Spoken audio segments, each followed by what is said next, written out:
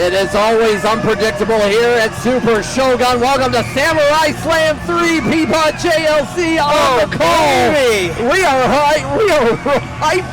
We are psyched here in West Branch, Michigan. And of course, Pete Daddy Dollar is going to get the cheers or jeers started already for a night of unbelievable action. The biggest show of the year. This is it. This is it. Listen, Samurai Slam 3 years in the making, folks. There is so much bad blood on our card tonight, you could swim in an ocean of it, and it will be settled.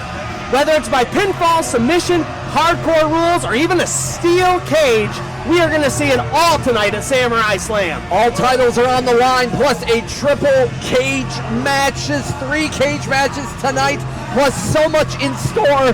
And Mr. Daddy Dollar is getting his stuff in before he comes to the desk. And folks, great nights would not be great nights without a few things going wrong. Unfortunately, before the card tonight, our very own Maddie Fine, who was scheduled to open the card with Cesar Ashur, sustained an injury. Absolutely. She will not be on, and so we are just going to move on to our second event, Vince Diamond versus Ryan Crowe, which will be incredible. But welcome, Mr. Dollar. It's to good. The table. It's good to be here at Samurai Slam 3, gentlemen. I am at the commentary table, and who knows where I'll stay all night, but I've got a lot planned for the evening. We got a big card. We got a good card, but wait a minute. Hate to interrupt, but this is not Vince Diamond. This is definitely not Vince Diamond.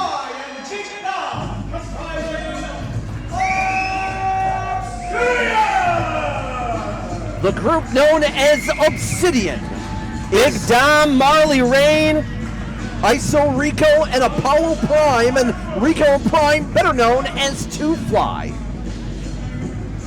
I don't know what they're here in Super Shogun. Obviously, Super Shogun's the place to be. No. But all that to say, hang on, we're about to find out, it looks like. Well, it looks like Big Dom has the microphone. Yeah. And you can see why they call him Big Dom. What you looking at right here? You looking at the big man, Two Fly, Marley Rain. In a show like this, Cesar deserves way worse than what Matthew ever was going to give him. Now, hang on. Whoa, come on. All hail Cesar. But you're going to find out tonight, with Two Fly on my side and Marley Rain, almost up. Referee R.D. Stone making his way to the ring. And folks, do we have an official card somehow underway? It looks like, I don't know who from Obsidian is going to be taking on Cesar Ashur. Well, it looks like Big Dom and Two Fly. I'm not sure. I've never seen any of them before. They're based on the Flint area, but not to back down or shrink from the challenge, come 1 or come 4.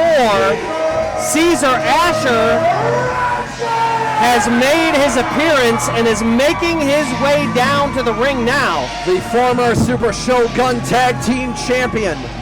While he has been dominant in the tag team with the mighty Bojack, who we'll see later on tonight, taking on the CEO of Super Shogun in one-on-one action, in singles action, a rarity here. You say that like it's actually going to be difficult for Bojack to take that old broken down government mule out back the woodshed and put him out of commission finally. He signs our checks, brother. Here's the deal. All right, normally, Pete.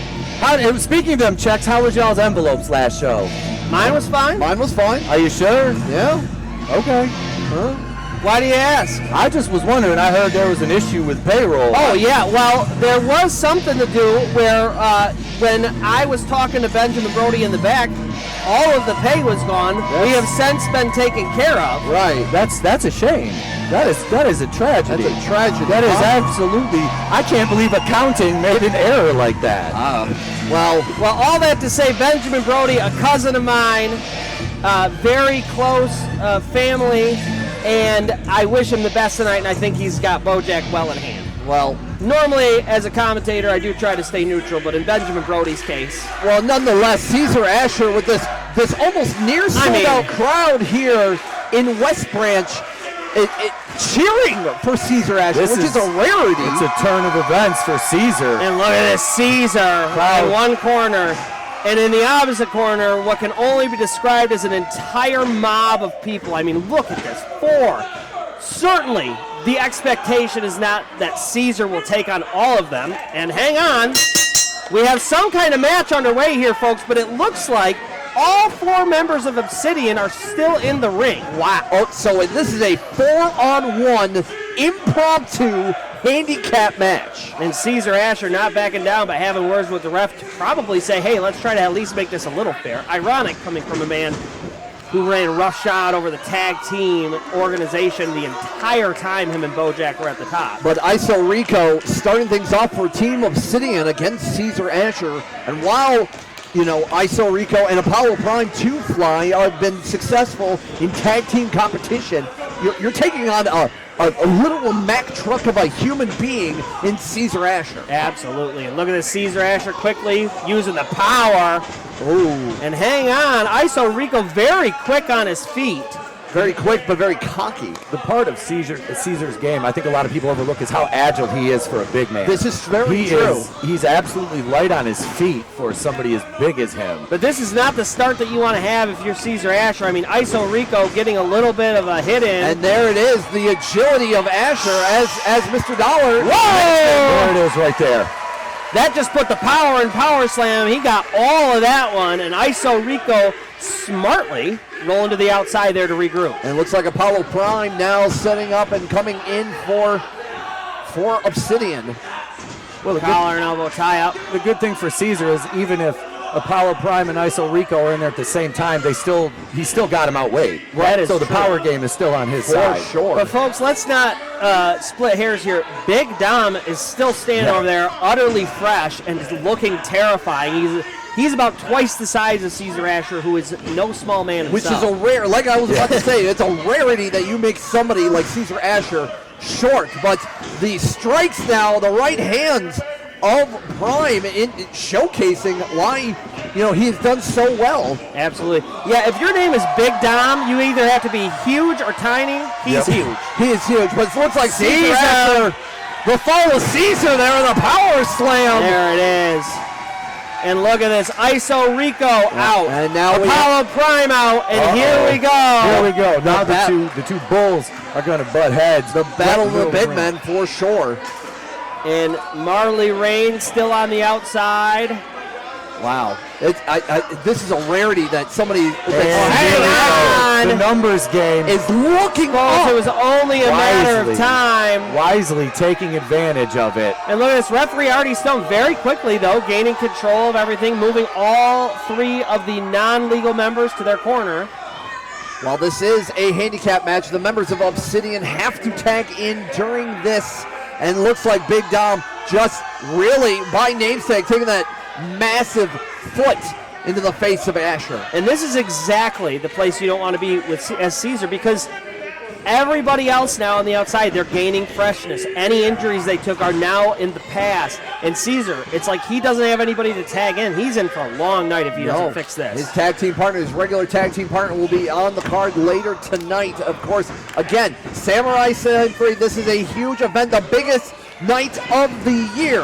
And look at this. Shogun. 2 Fly, showing why they're a tag team. Very slick movement, these two. Real fast and hard. Just and nice. constant barrage. Head attempt, 1, 2, only 2 count from Stone. Cesar Ashur staying in, but to what end? I mean, what is your best case scenario with Cesar?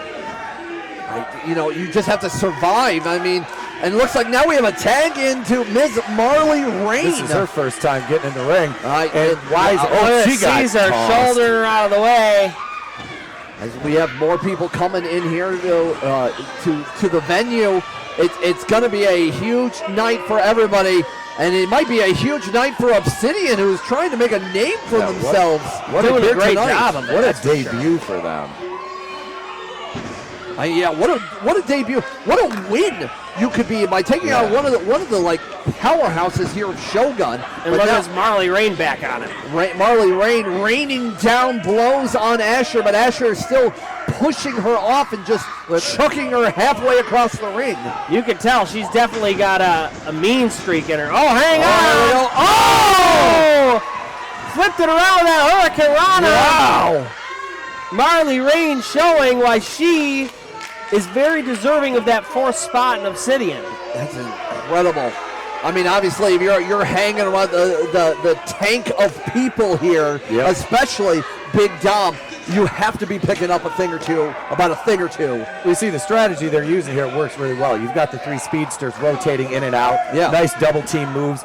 Great cohesiveness as a unit. And then you have the big hammer come in. And here it is, folks. 1, 2.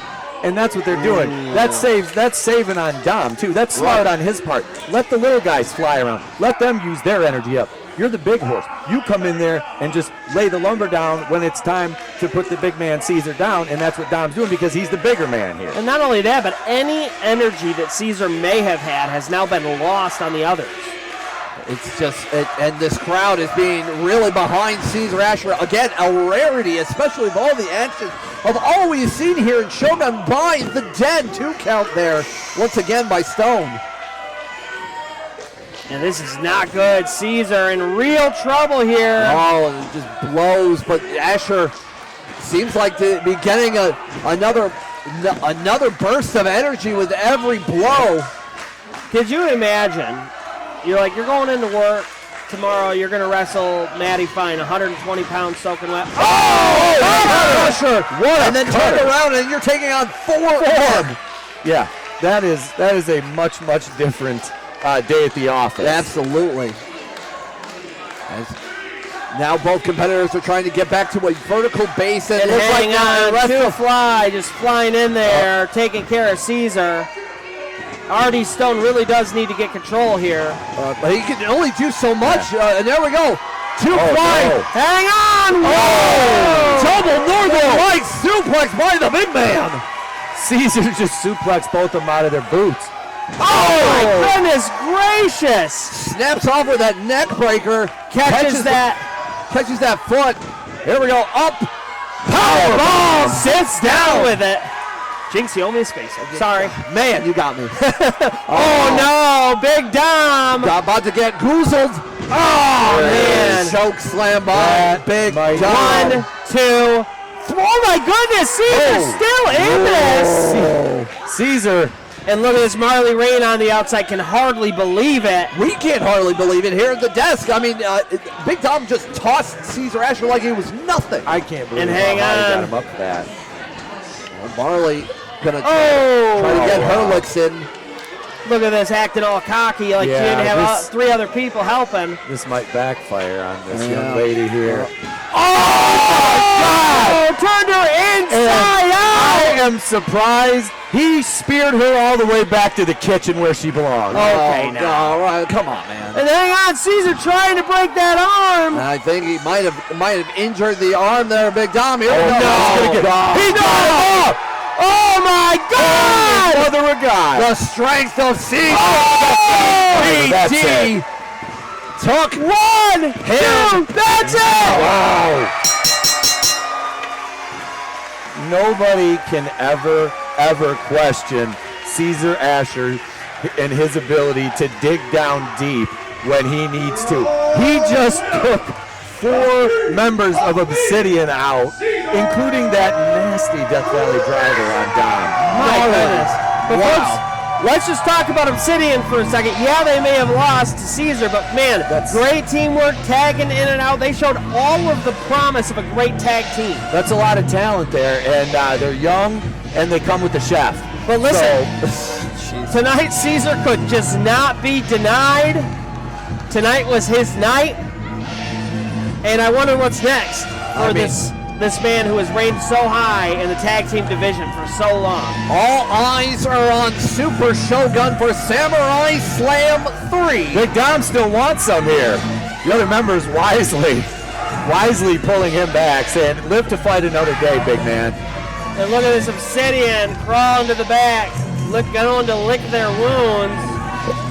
But folks, this is just the beginning. Our card is absolutely stacked, top to bottom. I mean, it is going to be an incredible night. It's a good time to have a good time here at Super Shogun. Yeah, not bad for a replacement match. No. Not bad at all. How about that? The lanterns are lit. The atmosphere is rich here at the Dragon's Den Production Stadium. Look at this crowd. Just Yeah. absolutely incredible. At capacity, absolutely. Soon it's standing room. Yeah, we're Yeah. I think we're there. I think we are there.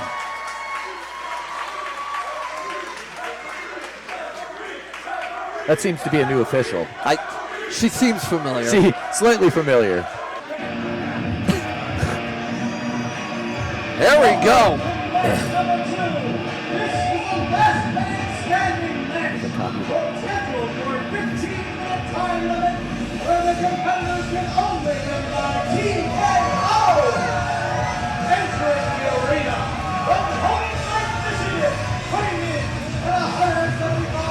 And here we go, folks. Ryan Crowe, Vince Diamond, the last man standing. These two have had a series of matches. They've gone back and forth. And here's the truth. At the end of the day, it seems like it's dead even. Every time Crowe gets one, Vince gets one back. And look at this. Vince wasted no time. But listen, there will be a winner. The last man standing wins. And these They're not even waiting. Now, here we go. Match is underway. This is a last man standing match after, as JLC has mentioned throughout the last. Oh my goodness! Both competitors have had each other's numbers, and even last at Rocket Wrestling, it landed in a double count out, and that's why we have a last man standing match. So to be clear, folks, this is how it works. When someone is down, they have to stay down for 10 seconds. Oh, wait! God! Holy. There are no rules, as Already. you can see. And you know, Incapacitate your opponent. I like to see the mean streak out of Vince Diamond. I mean, there's this guy. Both these guys are two of the most talented young men I've ever been in the ring with. absolutely. The But- frustration you can tell is mounting. After this many matches, this many battles, this many wars, yeah, this is a blood feud. And then you get in front of this many people. You right do into not the want to be the loser. Look at Crowe. Who knew he had a vicious streak in I mean, him? Ryan Crowe has been always usually in high-flying action, but now a mean streak with a knee there as the referee is starting the count now, and they have to stay down for a 10 count for a technical knockout. Ryan Crowe makes his way to his feet. Vince Diamond in trouble. And hang on at a 9 count, and Ryan Crowe picking him up. Thank goodness. Crowe is Not done yet. No, Crowe may have seen him starting to move and maybe just ended the count real soon. And wow, Diamond getting over the ring stairs, but Crowe, not to be denied, decides to fly. the claws are out for sure here tonight. He's hit Diamond in the face so many times, it looks like he's practicing amateur dentistry over here. Absolutely. Well, you guys know how much pros love shiny things. That's true. He mentioned that. He called him the shiny man, so. Well, I mean, the shiny man and Vince Diamond. And Another chair. Getting his licks in once again, and again, this is a last man standing match. We still have so much coming up, and again, all three titles are on the line. We have cage matches, we have hardcore matches, feuds are going to end, careers might be cut short here tonight at Samurai Slam 3. Titles may change hands. All titles are on the line tonight. All of them. He's got enough chairs in there. Is he getting a table? We could have a tea party. I mean, my goodness. It looks like we are about to get a ladder instead. Oh my goodness gracious! And folks, this is not even a hardcore match that we have scheduled tonight. That's between Bojack and Brody. This is just no rules, last man standing. Well, looks like we're about to get the action to a higher level. As Crowe going for that ladder, setting something up. He's getting his perch ready. That's true. He's building a nest. Yeah, so I was going to say, he's going to build a nest. Yeah. This is the next logical The step. crow's nest. And look at this. He's getting Vince Diamond ready for something. Off the rope. Hang on! Oh! Diamond turned it around with a spine buster on the chairs. And he may have genuinely busted the spine of Ryan Crowe. Spine buster on all of them chairs. Normally, the only saving grace you have with a spine buster is that it's a flat surface. That was a whole lot of bumps and lumps. He's going to be bruised in the morning. I don't know what's worse, getting bumped on the canvas of the ring or those chairs. Nonetheless, it all hurts here. And now, oh my goodness. it What looks is like he Diamond doing?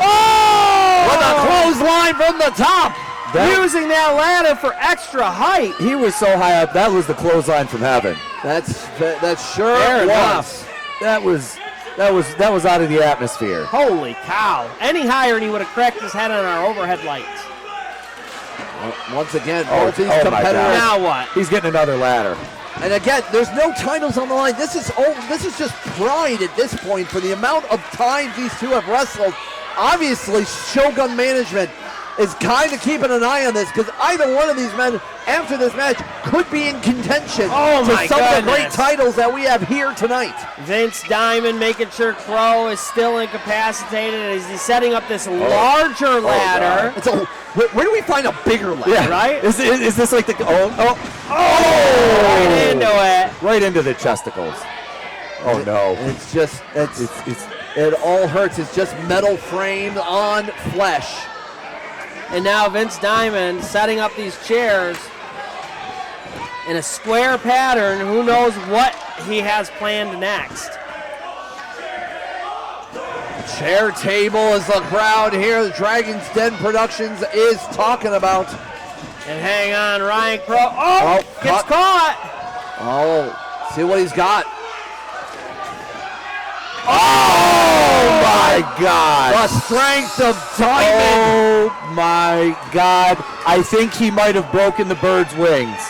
As the referee is now counting. That was We're at And a 4 Ryan count. Crowe in serious trouble here. Well, it's a last man standing match. They both came in knowing what was on the line. They knew neither of them want to lose this. No. 8 count. Vince Diamond. It looks like Diamond is. Hang on, Ryan Crowe did briefly no. manage to make his feet just enough to break the count. Diamond just yelling at Crowe to stay down, and this might do. Oh! Hang on! Turn around. Let's see what Crowe has in mind. Looks like. No, oh my goodness. Oh, not enough. All the damage to his spine could not go for that package. Pile driver is going to go for it again. Here we go. Right on the ladder. Oh my goodness. Oh my God! No. And Vince Diamond is not moving. He's broken in half. Crowe felt the effects of that too. These guys are just. This was hot and heavy from the start. These two men did not want to wait for each other. They want to just go at it. That's how much they want to win for each other. They want to move on. They want to fight for championships. They want to be higher on the card. But they are proving themselves here tonight in Shogun what it's all about. Well, Crowe said it. He said he wants And this hang guy off on. his back. Vince Diamond smartly rolls to the outside and uses the difference in verticality to gain his feet and break the count. And look at this, Ryan Crowe furious. Oh right my now. God! What is Crowe? What is Crowe doing? This I is don't know such what a is- bad idea. Are you kidding me? This is Bad News Bears all over, and I don't know what Crowe has in mind, but Oh no! what is? Oh no! He's setting something up gnarly here. Oh my Oh, goodness! No way! Oh no, God! This is something that can alter the course of your entire career. One move like this. Career, he could be breaking some bones. He could be ending things here tonight. He might be cutting short not only his career but his life. Yeah, you know, it's funny that you say it because I was just thinking the same thing. We're talking about they want title contention. They want to build it. Listen, you can't do that without a body. No. Like, oh my goodness! Crowe getting face first into the steel pole here of the ring. And looks like. Oh no, he's got the handcuffs back. Oh, those handcuffs came in play last month during their their 2 out of 3 falls. He is choking Ryan Crowe. This is exactly why their last match failed, is they got handcuffed to each other, and it was a double countout, if you remember. Yes, it was. Obviously not the case this time, as they both ascend to the first ladder. God. This does not look good. The my stability of this ladder does not look good. Oh, my God. And here we go, these two fighting to top it. And it looks like Vince Diamond slowly getting the better of Ryan Crowe. Diamond trying to hold on quickly. They are using the ladder not by OSHA regulations. My God. Oh, my God. This is not...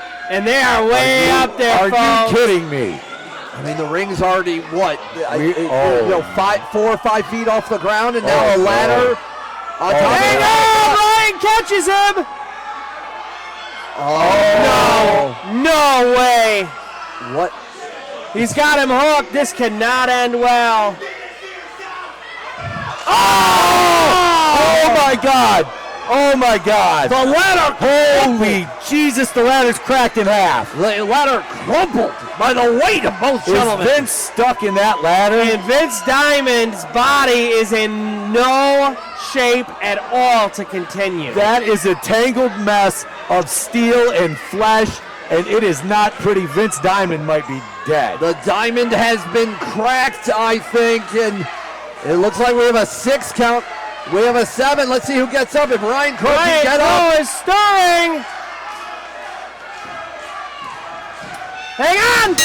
And that's it. That's going to do it, folks. Oh, my goodness gracious. I think we may have just witnessed a crime. I mean, if it didn't happen in the wrestling ring, gentlemen, this is an assault. That was a brutal matchup. And listen, we just can't take anything away from Vince Diamond. I can't take a damn thing away from Vince. Holy cow. Because he gave as good as he got this match, and Ryan Crowe was the better man. He said he wanted Diamond off his back. How much was he willing to do to get that job done? Look at this, hang on, ever the consummate professional, Ryan Crowe and Vince Diamond burying the hatchet. You know what? After their constant battles, I think these two have now known each other so well that maybe they need to not necessarily go for singles action, but maybe tag team action. Couldn't agree more. I don't think there's anything that makes a better tag team than Rivals. What a match, and it's only gonna get more violent. It is Samurai Slam 3. Pete Daddy Dollar, JLC Peapod on the call. We are having a grand old time. It's good to be here. Wow, that, I mean, whew. Where do you, like, how do you look at they have to clean the carnage out of the ring. And speaking of carnage. God, I feel like I need a cigarette after that one. Yeah, I could go for one of those cigarette and a beer right now. Yeah, for sure. But and we're in Michigan, so maybe even a little. We got to. Well, look, hey, you guys be an adult, kids. If you come to the right after the Pete Daddy Dollar after party, that might who knows. Enjoy your after party responsibly. That's our message. Yeah, that's exactly. Stay in school, kids. Yeah. You saw what just happened. That was your brain on drugs. All right. And Carnage is next. Oh, man. We're going to go from a last man standing to seeing a rarity here in Super Shogun. We have the man in charge, the CEO of Super Shogun in action. Yeah, Benjamin Brody. Obviously I know Benjamin Brody so well. He's my cousin. I grew up with him. I mean, we grew up almost closer than brothers. And so to see him in such a match at his stage in his career, this guy's already done it all. He really doesn't need to put anything on the line. It's wild to me that he's doing this with somebody like Bojack. I tried to retire him a couple months ago with that cutter, but he just kept coming back. I have battled with Brody up and down. He will not quit. No, he will not. And tonight we're going to see what he's made of as the Wild Man himself makes his way to the ring. And look at this, he's come bearing gifts like a Hardcore Santa Claus. I think I saw my baseball bat. Oh, baby. Well, we know that the Den has been a pain in the side of Benjamin Brody, and even at one point, Benjamin Brody used his power to put the members of the Den against each other as well. So obviously, the Mighty Bojack may have had some problems, and sometimes who doesn't want to hit their boss? That was an abuse of power on Brody's part. You know, it all started because the Den, they were running roughshod over everybody. They were not following any of the rules. Benjamin Brody tried to step in, and then things got physical. And so it's come to this. And listen, here's the problem. Benjamin Brody isn't some kind of paper-pushing CEO. This is a guy who can go. So, but as you can tell, his opponent is ready to go as well. Yeah. The Mighty Bojack, the other half of the Den, and while Cesar Ashur, in a rarity, getting cheers, it does not seem that the Mighty Bojack is getting the same reaction as his tag team partner we saw just a bit ago. And look at this, Brody. Look at that look on, murderous rage. These two there's so much bad blood between them. There's just no way this doesn't end with violence. Probably a lot of blood, too. I mean, I'm very excited to see this up close and personal. And The first time I've ever seen Brody in action, and we're starting things off with a kendo stick. And look at this, Brody kendo stick to the back. We are not going to see any pretty moves. We're not going to see some high-flying moves. We're not going to see some technical aspects. What the hell? We are seeing violence with a steel nail there. Oh, right away, too. Wow. That's something you build to, Ben. I was going to say he just went right for the stabby off the bat. I mean, my sometimes, again, Shades of Arn Anderson and Sid Vicious. oh, God. And now these two middle of the ring. Hang on, Bojack now with that spike. And just fighting over the spike and a kick downstairs. That is what we like to call a one-way ticket to Oh, my goodness, and there it is, digging it in already. If you are goodness. if you are squeamish in any sort of way, I would not recommend watching fully. Yeah, listen, folks, you know, we always say here in Super Shogun Wrestling that we are Japanese style, and there is nothing more Japanese style than the death match, and you're going to see it all here tonight, folks. I mean, the likes of, Terry Funk and Mick Foley making their way into Japan early in their careers, and obviously Japanese wrestling, as much as it's for that Kings Road style, that hard-hitting action, it is also filled with the underbelly of deathmatch. And look at this, Brody trying to fight his way back in. Oh, now he's got the spike to Bojack's head. Right, going right into the flesh, into the skin, and now making some more holes into his skull that he wasn't coming into the ring with. Really tenderizing the meat there in the head, hamburger by the time they're done. Definitely liking it rare here, as now Brody just taking those rights with that nail. And look at this, the referee gloves on, checking things, a lot of blood already. As you hear that the cheers of Brody's gonna kill you, a boss that not only with a steel fist, but also with a taped one in the middle of the ring. Oh my goodness. But Bojack answers with a splash himself. And Brody coming back. And neither one of these two ready to give up yet. Hang on. That elbow had some stank on it. The agility, once again, of the members of the Den. Brody ducking, this could be it.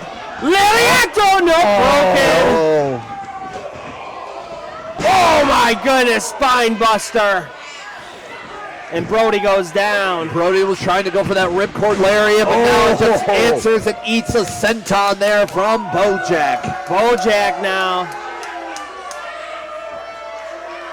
in firm control here. Brody center of the ring. And listen, there's still pinfall, there's still submission. All that stuff still applies. There's just no other rules. No count outs, no count. He could be down for 20 minutes and it won't matter. If nobody else is going to clap for Bojack, I will. Yeah, of course you will, unfortunately. Look, And the trash can finally coming in. time to take it out. Oh, Garbage day. Garbage day. There's a perfectly head-sized hole in that garbage can now. As Bojack is just now looking around like a caged animal, and now he's once again once again. just now reopening some of that closed trying to close bruises and scrapes from his forehead, and now he's got that kendo stick. And it's so much worse later in the match. Now your blood is running, your adrenaline is up, it flows much closer to the surface, so when you get cut later on in a match, or you're getting these hits, the welts are worse. And this is ridiculous. This is the CEO of our company. I don't think that he should really be going as hard as he is. Brody trying to fight his way back into this. I mean, Brody definitely fighting for not only his life, but the respect of the company here. Come on. Oh, look at that spinning back elbow. What agility. Could you imagine? Could you imagine someone like Bojack taking out the CEO of our company? Like, who's going to run the joint? Who's going to have to organize everything? Obviously, we're not going to have to worry about that. That would absolutely leave a power vacuum that I would hate to see. I don't like the twinkle in your eye. I would absolutely hate that. And this is, I feel like Bojack at this point could potentially just put Brody away, and this could be it. Bojack's a violent man. Look at this. Brody can't even keep his feet. Brody turned Bojack and his tag team partner Cesar Ashur against each other, made them face each other in a match. Bojack wants his pound of flesh back. Yeah, I understand that, and maybe that was like a very interesting call, so to speak, but like you're not following regulations. You're not following rules. We're all supposed to be professionals here. Well, he is. Did Brody sign the contract for the match? He signed the contract for the match. Once you step through those ropes, the liability's on you. Right. Come on. Well, let's see. Brody's going to make his way to his feet. It's time for Chinese takeout, ladies and gentlemen. Well, apparently, all right. A mid-match snack. Some General Tso's chicken, maybe? A little pad thai? Yeah. Let's see what, I mean, I don't know. Sometimes you get hungry. Uh-oh. He's setting that down there. I don't know what's heavy. It's hefty. I don't know what's going on. Might be leftovers. I don't know what Bojack has in mind. Yeah, one of these things is not like the other. Ooh, chops to the chest. And Brody, he has mounted no offense here. Not in the last couple minutes. It looks like... No! Not General Tso's, but General Payne filled with thumbtacks. It's so sparkly and shiny, and it's about to turn red. I thought the bling from the lights was from Pete Dollar's rings. It was actually from the tacks in the center of the ring, as both gentlemen are on the top, there's soon to be top rope, and that's a whole lot of weight. And hang on, Brody fighting back, doing everything he can. Brody finally nicely getting out of the way and now is in control, and he hangs Bojack up on the ropes. Bojack doesn't realize. It's a whole lot of man. Is he going to bring him down? Becoming a human man. Oh my God, sir. That is a whole lot of beef coming down on those tacks. I think I think we've tenderized the meat. I think we have. And it's being served up rare here at Samurai Slam. Sushi, anyone? Oh my goodness. And Benjamin Brody finally back in control here. Bojack off the ropes, takes a boot, down he goes. Those thumbtacks getting driven further into the flash. Here we go. Nice leg drop there. Here we go. 1, 2. Man, we were excited to call this a day. Maybe a little bit too much pomp and circumstance, Mr. Boss. What's he going? He's going up top. He's going to the second rope, and let's see what he has in mind. And here he goes. No. Bojack catches Brody in midair. And is fair play with those tacks in the ring still, as Brody eats some of them as well.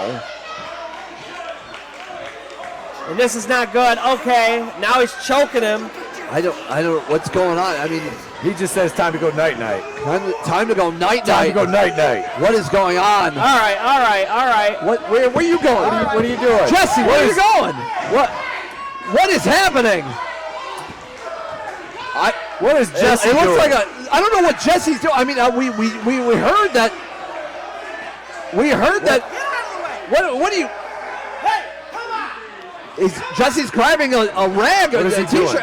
He's going to throw in the towel. Is he going to throw in the towel? I mean, we heard the family ties here. Yep, he's concerned.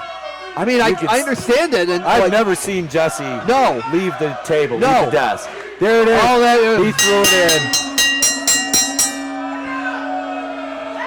Keep choking him, Bojack. You got this, buddy. Keep choking him.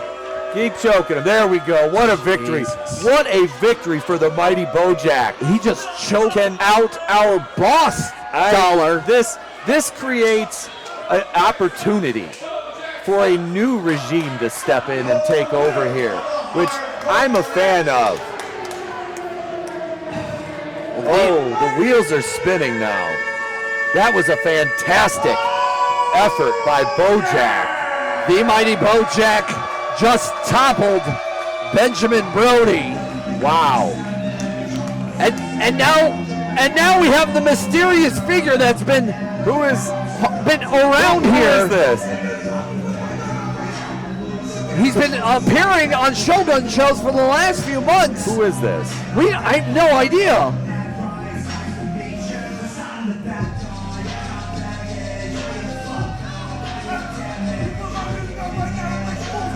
Bojack's yelling at Mad Dog Warren. This guy. Oh my God! Holy! Look who it is! It is James Dillinger. Oh my goodness! What in the world? You have let shit get way out of control here.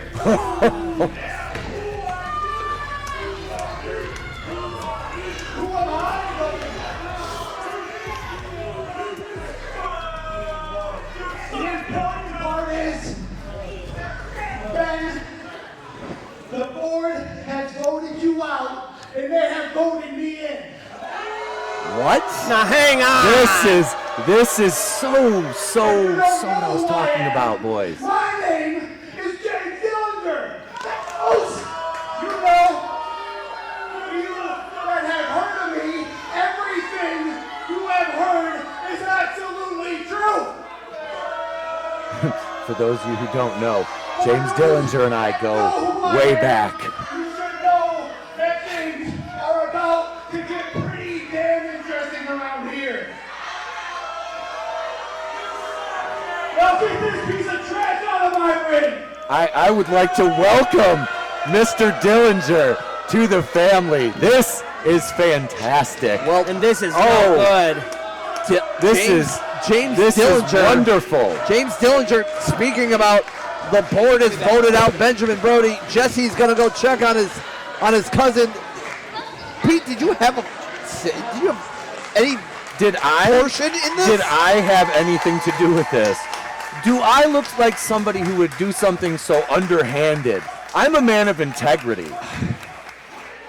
Well, as we get things cleaned up, we're going to take a small break as we get situated. Samurai Slam 3 continues here for Super Shogun Wrestling. You had to have seen it. That was our tag team title match. My foot was, oh my gosh. This means so much to us. I'm sorry. What happened? My foot was on the rope when you covered me. It should have been a broke up at 2. I didn't see it. I know he counted the 3, but he shouldn't have. Like, look, I have the replay right here.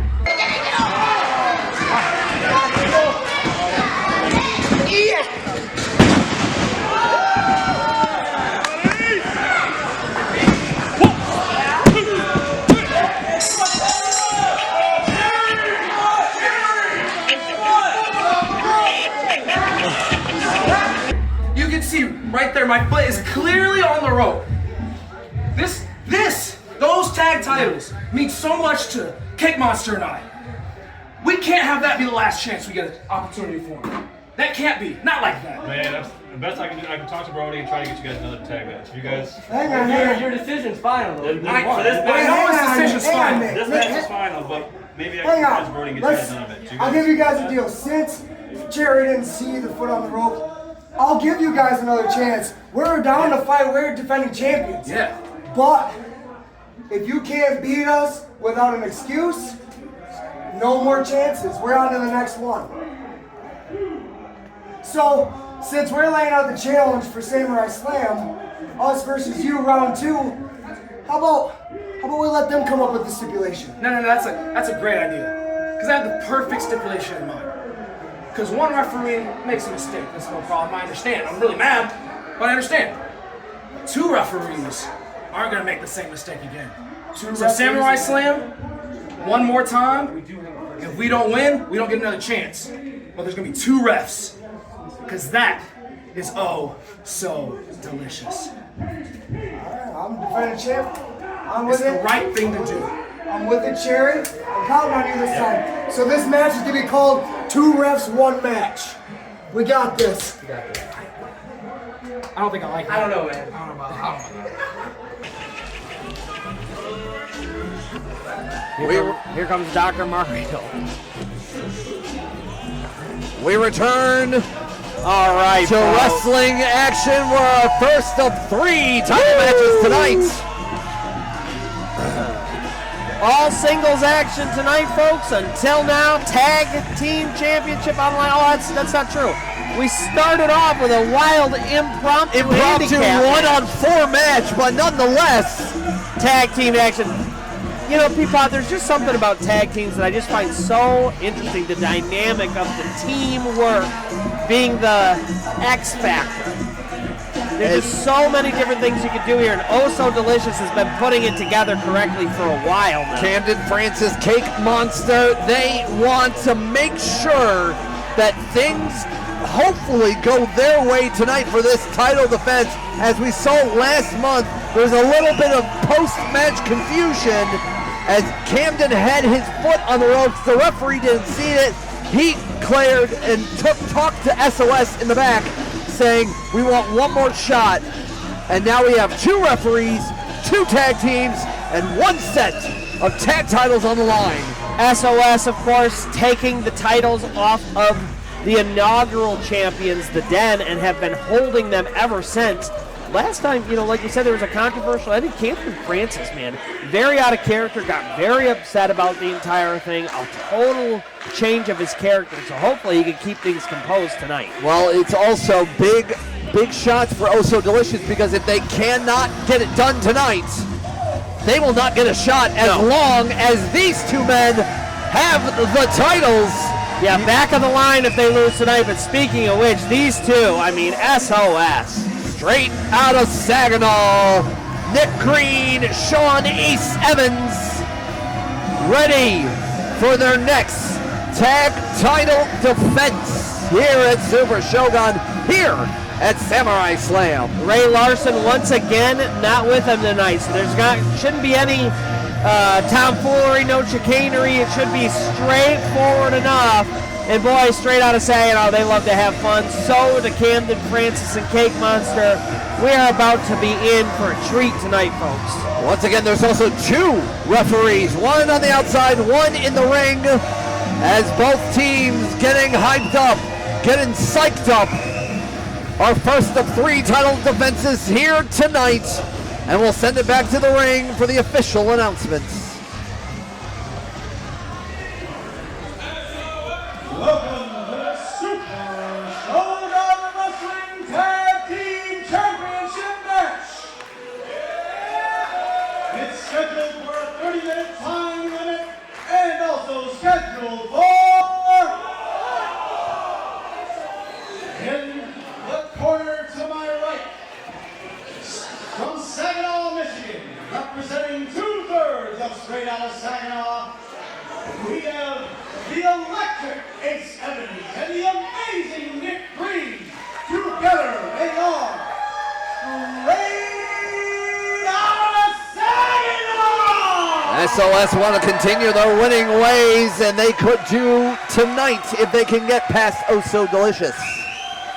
And in the corner to my left, from South Bend, Indiana, and George Kitchen Pantry, weighing in at 210 pounds and 210 cupcakes, we have Camden Francis and the Cake Monster, comprising Oh So Delicious! The Sweet Tooth at an ultimate high for Oh So Delicious as they need a win or they can never challenge for the tag titles again as long as SOS holds them. And crowd very split. Cheers for SOS, cheers for Oh So Delicious. And these two teams have been very respectful to one another. A lot of fun between them. But at the end of the day, this is about one thing and one thing only, and that is those tag team katanas. Yes, as you can notice here at Super Shogun, we do things a little bit differently. And here we go. Exactly what I was saying. Camden Francis, totally different. Wow. Jumping around, having fun beginning of the match, and now all of a sudden, anger. We do things a little bit different here at Super Shogun. Our titles of all of our titles of all of our championships are samurai swords. Very fitting. Very fitting for the theme, for the backdrop we do here at Super Shogun. But looks like the littlest big boy, Nick Green, going to start things off for SOS, and Cookie Monster maybe tamed Camden Francis, being a monster himself a little bit. Yeah, you know, it's interesting because something like that could be the reason they either win this match or the reason they lose it. And Camden Francis. Camden is like, I know, JLC, I know I'm new still here at Shogun, but like this is unlike what I've seen. Absolutely. Yeah, Camden Francis and Cake Monster both usually very fun. One, two, kick out after two. Oh, Nick Green wants to put this away already. And exactly what I was talking about, Camden Francis out of character has cost him. And Evans with a... And you just cannot make mistakes with the tag team. No. Straight out and say, already still in position, kick out after one. And both referees on the in and out are making sure there is no mistakes here tonight. With a nice combination of atomic drop and the sling blade, but now Camden Francis not having fun, not smiles, he's serious, which, you know what, I got to give it to him. I mean, maybe he has to turn a new leaf because he wants these tag titles, but maybe the new leaf is a little bit maybe too aggressive. Yeah, I think the problem is that Cake Monster, his partner, is just not on the same page. You want to go aggressive, your partner's got to be in on it. You cannot be separate from your partner and think you're going to go beat the tag champion. See, this is what I'm talking about. Miscommunication, anger starting to happen. Well, they are in the same book, but they're definitely not on the same page here. And look at this, notching it up. Letting all the blood rush to the head of Evans, and now Cookie Monster off the ropes. Shake, rattle, and roll. Cake Monster with a knee to the sternum. Kick out after two. And leaving no crumbs there. As now Monster is in control. Nick Green on the outside waiting for a tag. Ace Evans trying to fight his way back in. Here we go. Using right up. Oh, got caught. And Camden Francis over there. Camden is got to be worried about his mentality there. Yeah, well, he's shouting at Cookie Monster. These two are usually on the same page. Why is Camden yelling commands? Yeah, tell him to Cookie stomp Monster. him. Cake Monster. And now, again, a very aggressive tag there to Cookie Monster. The Cake Monster. Excuse me, that's a different kind of animal. Yeah. He wants cookie. Making me hungry. Yeah, well, hey, cake, cookies, sweets is all good. I do have a good sweet tooth. And look at this. I mean, these two, the only good thing I'll say about their tag team work right now is frequent tags. Otherwise, they are not in sync at all. The ring shifted a little bit with that hip attack there. Pin attack, 1, 2. Ace Evans in real trouble here, folks. So close there as Evans was almost out. And look at this, Ace Evans trying to crawl to his corner, but Cake Monster stands in the way. Cake Monster taking those blows, and once again, the aggressive tag by Camden. And hang on! Once again, his demeanor has cost him. Cake Monster tagging himself back in. Here we go. Rolls through, and hits Nick Green as Evans tucks out of the way. Tag in for SOS. I don't know if Cake Monster saw that tag, but face planted him back into that knee. As here we go. Both men gonna have a definite toothache after that one with that double super kick. Oh, and over comes Nick Green. Here we go. Cover. A very nice senton, and Camden very smartly breaking things up and now just shoving Nick Green. Definitely disobeying the referee. It is 1 in, 1 out. And look at this once again. Camden Francis on the outside, his frustration boiling over right now. I mean, once again, this is our first of 3 title defenses here tonight. We also have the Ronin and OVW US Championship double title match. And of course, our main event, our heavyweight championship, and in a cage match. Oh, drop kick from behind. Double tag, Ace Evans, Camden Francis. Whoa. Oh, and Camden now throwing some Polish hammers there. Maybe a little bit of heavy-handed there. Oh my goodness, like a house of fire. He comes burning. But Ace Evans turns it around. Francis will not be denied though. Oh, and now it looks like Camden's got a neck breaker here. Up, down. Beautifully done, and hang on, Ace Evans. Here we go, pin attempt, 1, 2. Oh, hang on, whoa, very close there. We might have seen a repeat, but there is 2 referees here for a reason, and Camden is getting frustrated. He asked for 2 refs so that this exact thing wouldn't happen to him. And it looks like if maybe if there was only 1 ref, maybe Camden would have been a new Super Shogun Tag Team Champion. Oh, look at this. He's blaming Nick Green, saying it's your fault. And finally, SOS getting fed up with this. And running knee from Nick Green. And now hang on! Cookie Monster with a spine buster there. Still Cake Monster. Cake Monster, excuse me. He's just so used to Cookie Monster. Hang on, Ace Evans coming in. Everybody else out of the way. Oh!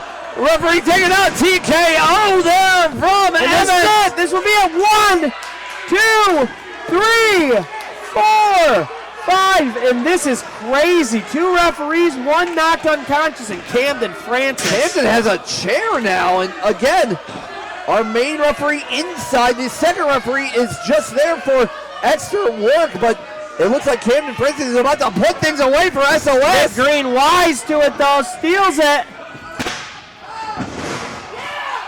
Oh my goodness, SOS. Cheap tactics here, but Camden Francis is the one with the chair. And well, it looks like a setup was made, and Cake Monster now he's even Cake shocked. Monster's like, why would you do this? Why are you bringing a chair in here? Oh no, see, fighting now. Cake Monster trying to be the voice of reason here, and now the psych out might have worked. And a miscommunication by Oh So Delicious as SOS is now in firm control and about to put it away. Oh my goodness, beating the absolute tar out of Camden Francis. And that might do it there. Oh my goodness. Double. Ace Evans on top. Oh my goodness. Camden Francis got himself kicked out, and now we're trying to get some control here as SOS is still in control, and they might put it away here. Another double boots there to Camden.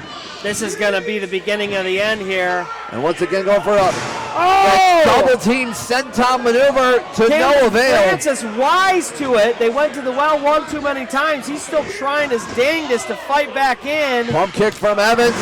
Lariat from Camden. And look at this, Camden Francis has somehow weathered SOS's attack. The Cake Monster is coming in and trying to surveil what's been going on. The problem is Camden Francis is the one that knocked him out of the ring. There was miscommunication. He probably thinks he was attacked by his own partner, for goodness sake.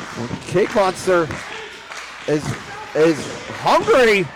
Gonna put this away. Oh no, Camden! Oh! He spared his partner. No. We thought it was going to be just desserts for Oh So Delicious. All right, we got this. Hang on. All right. Well, it seems like Cake Monster, the voice of reason here, He's now King Monster's barking the orders. Here we go. Oh my goodness. Oh my goodness. This might be it. This might be it. Camden. Bravo. Nick Green on the outside. Hit it. 1, 2, 3. We have tag team champions. No way.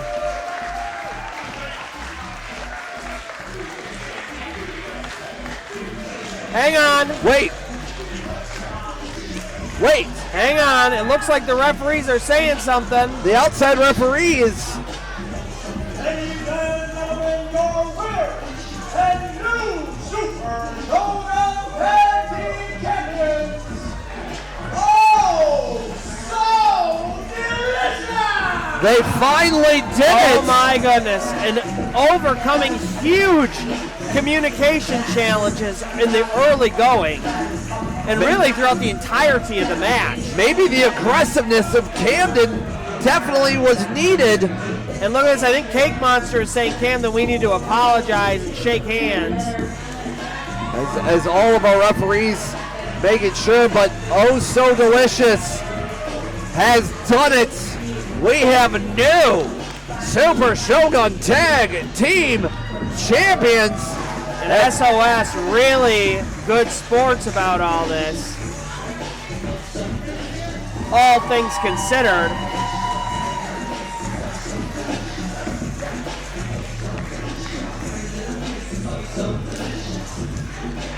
Oh so delicious has done it.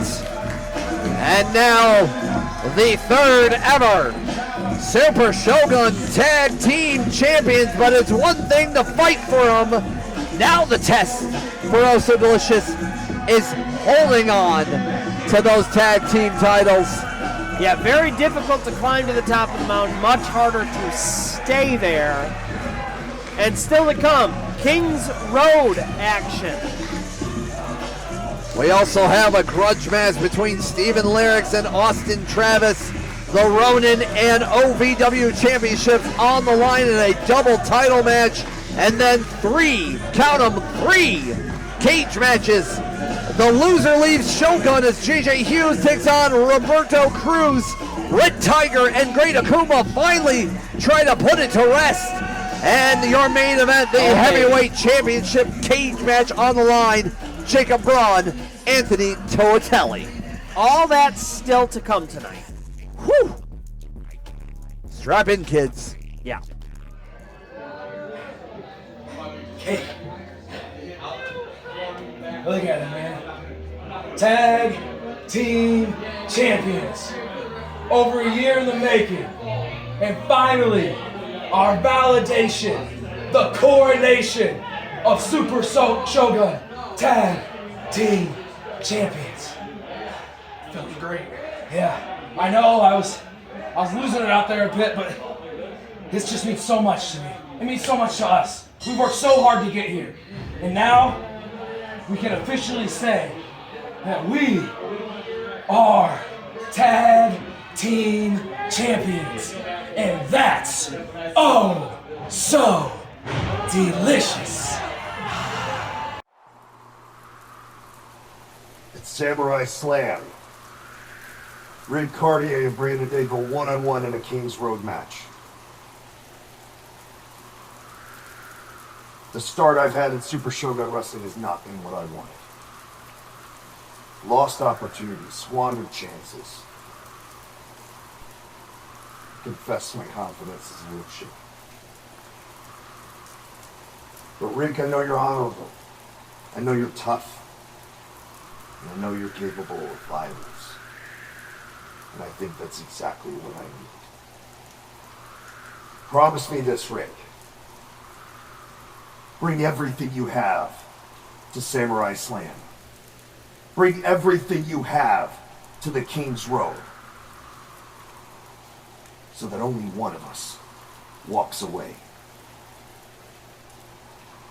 But I'm going to bring something just a little different.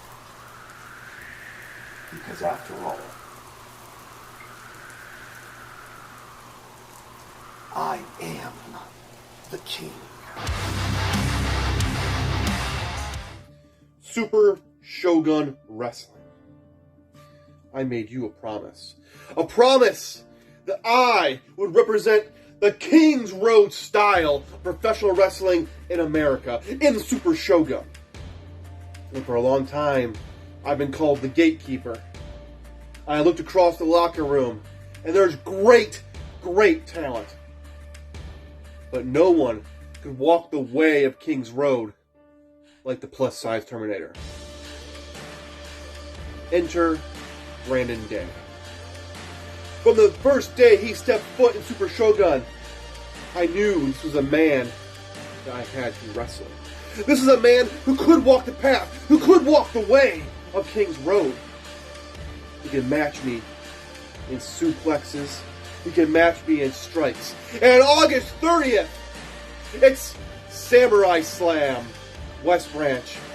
You will see pure King's Road wrestling. On August 30th, it's Brandon Day, it's old school Ric Caurdiea, and you will know our fighting spirit. Welcome to the King's Road match for the 15-minute time limit scheduled for one fall. Erik, and walking the way of the King's Road at 315 pounds and 6 feet 1 inches, he is the plus-size Terminator, the tsunami of power, the Midwestern Warrior,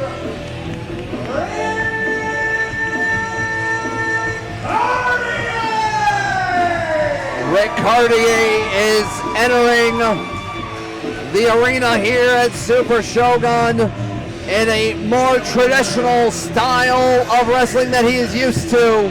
The plus-size Terminator has challenged Brandon Day for a King's Road match. Yeah, folks, listen, no bad blood between these two. This is a good old-fashioned match to see who is the harder hitter, who can take more and still walk away the winner. And you're going to see some Japanese-style hard-hitting, stiff strikes, very back and forth. It is going to be absolutely incredible tonight. At 234 pounds, standing at 6 feet tall. All bound to the Unchained King, Brandon Day! The Unchained King, Brandon Day, is here back in Super Shogun. Last month he took on Erik Surge to try to become the new #1 contender for the Ronin Championship, and unfortunately did not make it happen. But Ric Caurdiea, Brandon Day, we are going to show you in the United States what King's Road is all about. JLC, explain to the viewers at home a little bit of why the King's Road style of wrestling may be a little bit different from your traditional American pro wrestling. Absolutely. So, King's Road style pro wrestling, it's very old. It's very sacred style of wrestling in Japan. They take it a lot more seriously than the United States as far as the respect shown to the wrestlers in the ring. There are a lot of cultural things that you have to be aware of. If you watch these two, they're going to have a lot of respect, and it is going to be a vie for power. There's not going to be a lot of anger or hate or anything like that. It's going to be two people seeing who is the better man, but you'll see respect here, a shake of hands before and after, and an appreciation for the opponents. But what you can expect, hard-hitting action. All right, look at it. Even the collar and elbow tie-ups. Look how rough it is. Look how aggressive they are. Crowd starting to get into it. And the King's Road style is more, not necessarily the way of fighting, but it's almost more of how much you can take from your opponent. It's not necessarily how hard you hit, it's how much you can get hit and then hit them back. Keep coming, yes. You know, we saw earlier tonight a last man standing match. This is kind of akin to that. You're not going to see hardcore, but you are going to see them give everything they have tonight in that ring. It would be no different than somebody possibly getting knocked out, but not necessarily from a weapon, but from the pure force from your fists. Yes, and look at this, Brandon Day using his feet, so agile. I mean, Brandon Day, while not been in Super Shogun very long, has already won over the crowd here at Dragon's Den in West Branch, Michigan. But we know Ric Caurdiea, the plus-size Terminator, the man that knows old school through and through. Yeah, he doesn't say he's walking the King's Road for no reason. Ric Caurdiea has been there and done that. And really, as you witness a little bit, if you watch some of the tapes, watch some of the past YouTube videos of the King's Road, you talk about the 4 pillars, you talk about men that just look like powerhouses. They may not be cut from granite, they might not have the most of the muscles on muscles, but they are stiff, they are sturdy, and they will hit you hard, as we see Brandon Day taking here we go, folks. Slugging it out, and now it looks like we're almost going to look like a chicken wing choke out there, but Caurdiea with an elbow there, knocking out Day. Unstoppable force, immovable object, and Caurdiea starting to take a little bit of control here. Woo. Now the chops there.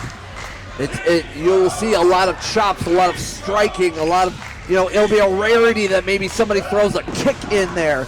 As you see more of traditional American wrestling is more about like very fast pace and everything.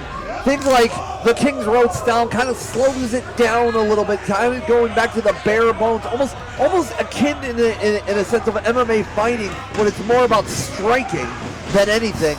As Brandon Day, you heard that punch. A nice forearm there. Look at how hard these hits are coming, folks. As Brandon Day.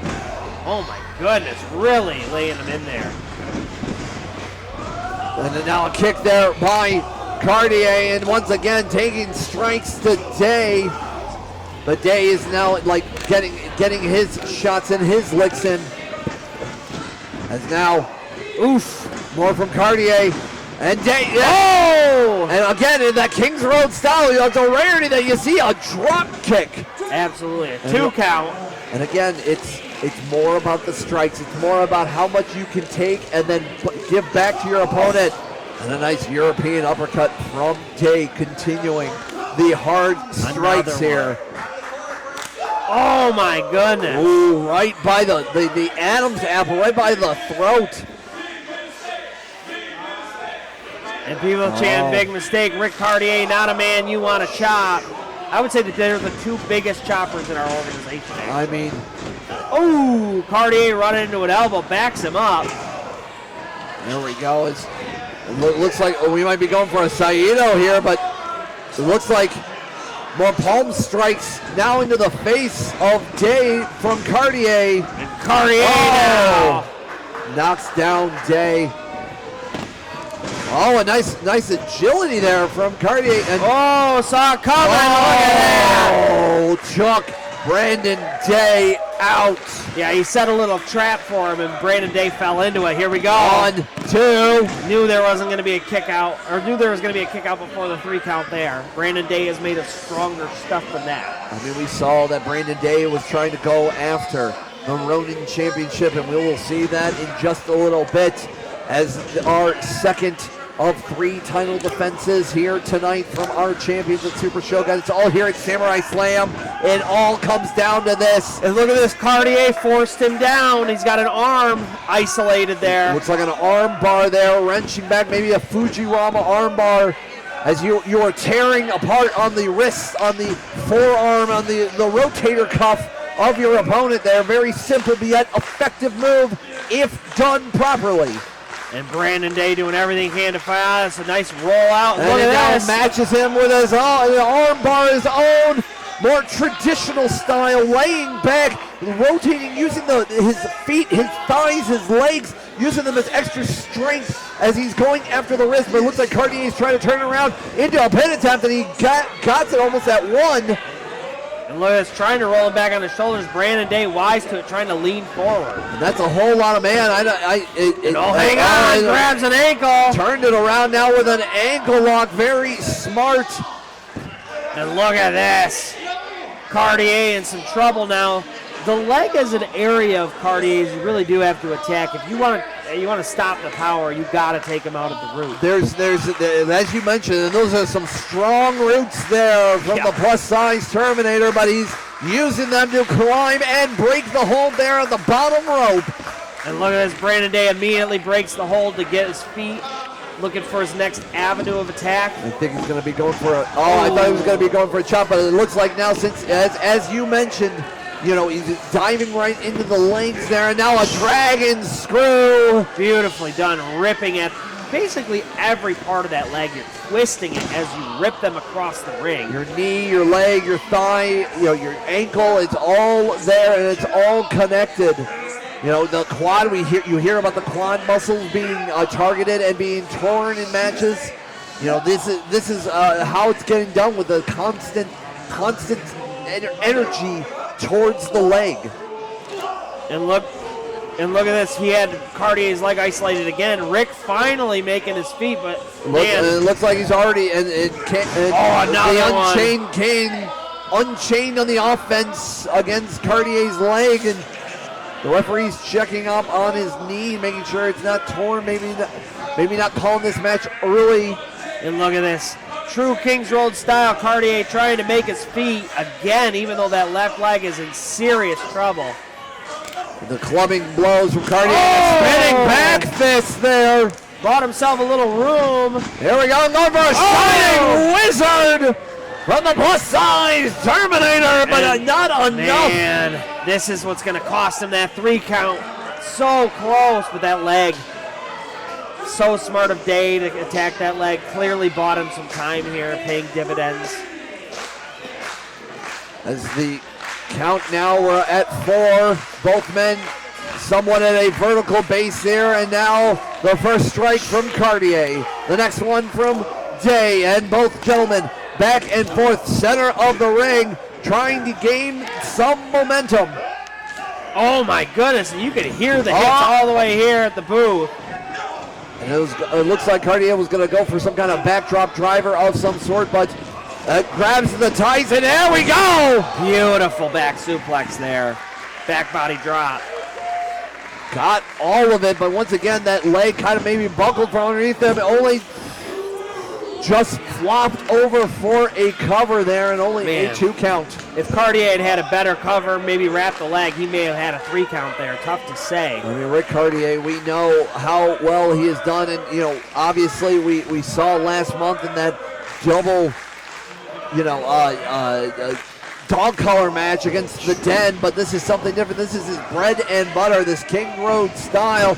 Caurdie trying to hobble along. Brandon Day hops up. Brandon Day, like a spider, puts a submission hold on the arm right in the ropes, but he is in the ropes and has until a 5 count. He did not want to get disqualified, but the Unchained King on the top rope with a flying clothesline, a lot of man. Ric Caurdie, center of the ring.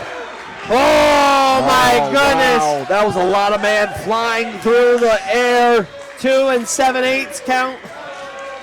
It's a rarity. It's a rarity in the Kings Road style. You would see a top rope move unless it was an absolute dump. I think Brandon Day is going to go for a lariat there, but not enough. And now here we go. Another Saito suplex from Caurdie. Caurdie looking like maybe he's getting a little bit of momentum, some sort of second wind.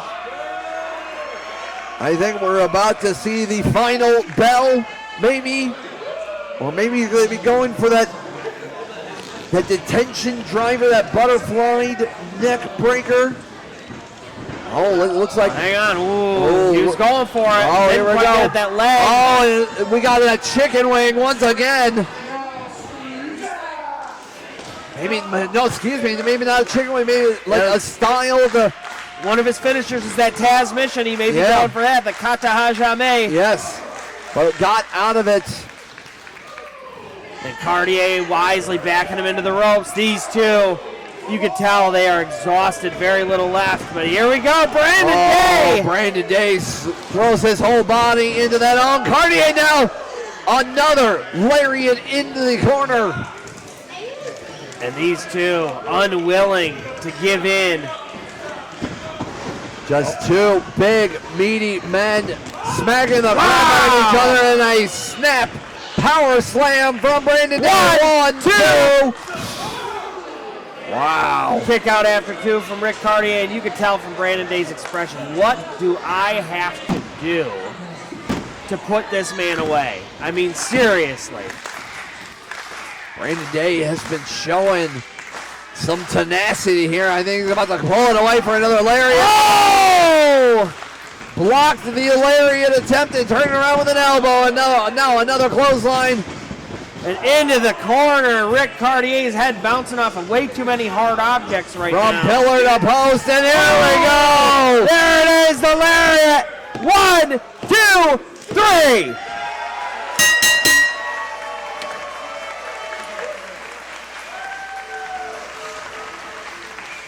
Once again, nothing fancy all about it. Groundbreaker lariat from Brandon Day is going to finish this. The Unchained King reigns supreme here at Samurai Slam. What a style change. What a way to showcase the beautiful art of the Kings Road Pro Wrestling. And you see it here at Shogun.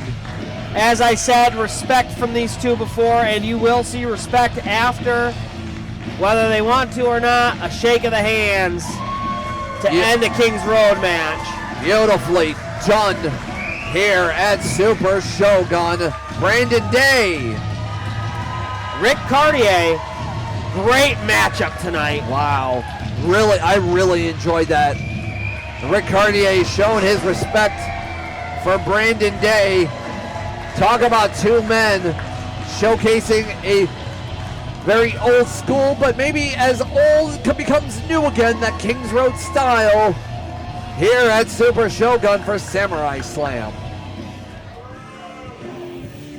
This competition is a non-title singles match with a 20-minute time limit set on one fall. From standing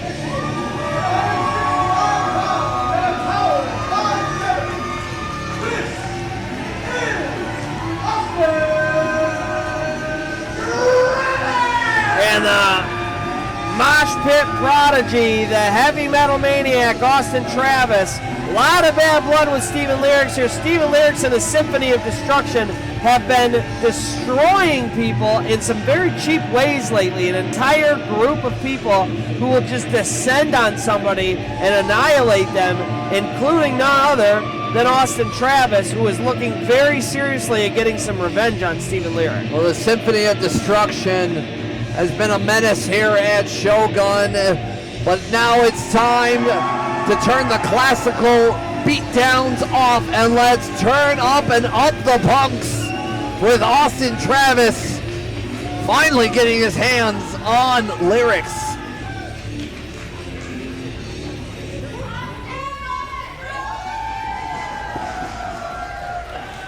Big opportunities here at Samurai Slam for everybody on the roster. What a year it has been.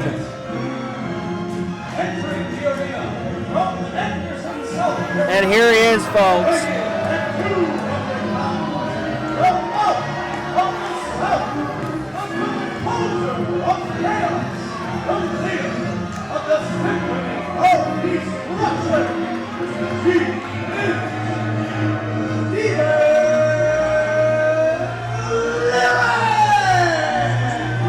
And Steven Lyrics, if you can't tell from his outfit, the man can be infuriating. I think he needs to go back where he came from. Mozart hardly knew her. Oh, Steven, look at this. Steven Lyrics becoming the mouth of the South. Here's what I'll say. The only thing I'll say about Steven Lyrics right now that's a positive is that he does not have his cronies with him right now. It looks like he's ready to take on Austin Travis one-on-one. Well, obviously, we saw last month the entire Symphony of Destruction was trying to take out J.J. Hughes. And while that they were not that successful, we know that Lyrics got his licks in for sure. He sang his song. He played his tune. And look at this Austin Travis. You can tell he's ready. Steven Lyrics seems to be distracted by the audience. Not a good place to be when you have Austin Travis as focused as he is. I mean, it is a and look at this, Steven Lyrics. Filled out crowd here at the Dragon's Den Productions. Steven Lyrics doing everything he can to stay away from Austin Travis. Austin Travis meets him halfway, and here we go, fist and fire. And usually in the mosh pit, when you knock somebody down, you got to bring them back up. But I think in this case, I think Lyrics deserves to be on the ground. Absolutely, and Austin Travis going to show him no remorse. They don't call this a grudge match for nothing, folks. Brings him to the center, clotheslines him down. Austin Travis being a misfit himself. He's trying to show some bad religion against the likes of Steven Lyrics. And now from the front to the back and the side to side. The Atomic Records drop. I just made that up, but it seemed to make sense. I liked it. Here we go. And a record scratched there as Lyrics got out of the way. And now going for the second verse, same as the first. Being an annoyance. Lyrics saw it coming, wisely rolls to the outside, but does not take advantage of an Austin Travis who was on his belly in pain. As Steven Lyrics not making any fans here. Starting to make his way back into the ring, taking his time. Likes to slow things down to Steven Lyrics. And a boot there from Lyrics.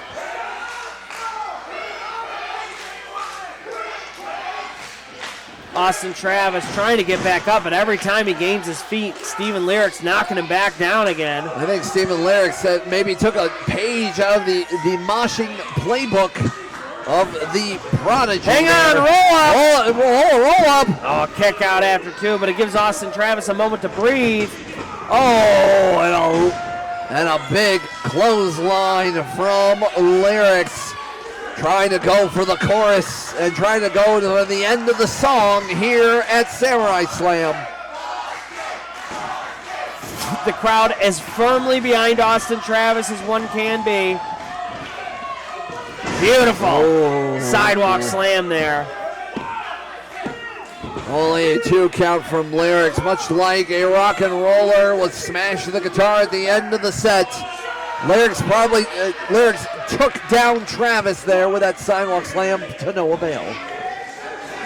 And Austin Travis once again trying to gain his feet with Steven Lyrics standing over him. This is becoming way too commonplace in this match. Unfortunately, Austin Travis is trying to get his footing, but Lyrics, beautiful chop. Getting a chop there, playing his own tune there on Travis as this crowd is firmly behind Travis. And look at that, look like a rake to the eyes. R.D. Stone calling it out there as monkey flip. Hang on! Travis landed on his feet, and even Lyric just realizing, like, no way. Just landed a massive elbow on Travis, and I think the song might be done there. 1, 2. Kick out after 2 from Austin Travis, but folks, that spinning back elbow put him out of commission in a way that I don't know he's going to be able to recover from. I think it's about to be for an encore here. Definitely playing the greatest hits. Hang on, Austin Travis. Travis now in control. Falcon Arrow looked like that. Wow, it looks like a variation of the Falcon Arrow. Maybe I thought it was almost a Northern Lights bomb. Whatever it is, it was effective to get a little bit of space there. And now Austin Travis doing his best to roll over, perhaps for a pin. 1, 2. Only 2 count. Too long of a wait there as he does everything he can to gain his feet and his breath. Austin Travis has taken quite a licking here from Steven Lyrics. And now these two just on their knees fighting. As both men just throwing hands like the good Lord intended. And look at this now, starting to gain their feet. Much like a rock and roller trashing its own hotel room, both men are fighting and throwing everything they got at each other. Here we go. Catches lyrics. Flips him over. Trying to put it away. Oh, shot to the midsection. Shot to the back of the head. Austin Travis starting to cook. Oh, that's a nice splash there. And now a deep cut there with a submission hold. He's yanking on that shoulder, the neck, and hang on. There goes the rest of the symphony. Are once again making themselves known. Maverick on the outside, trying to distract. Oh, and Mad Dog. Oh, a hit. Mad Dog all of a sudden out here. And here comes Pete. Pete Dollar now going after Mad Dog. And all hell is broken out loose here, folks, as the Symphony of Destruction. And hang on. Ducks out of the way. Tune-ups. Oh, my goodness. Red Tiger out here now to keep things out of the way. What is Red Tiger has a cage match later tonight. Here we go. Pin attempt. 1, 2, Austin Travis. Oh my goodness, and all the chaos and confusion.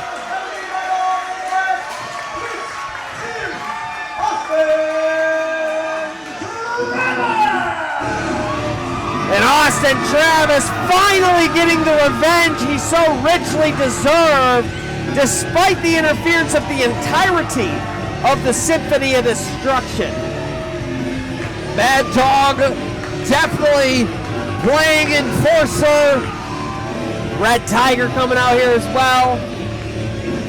Well, it's all cats and dogs on the outside, but the music still keeps on playing as the Mosh Pit Prodigy finally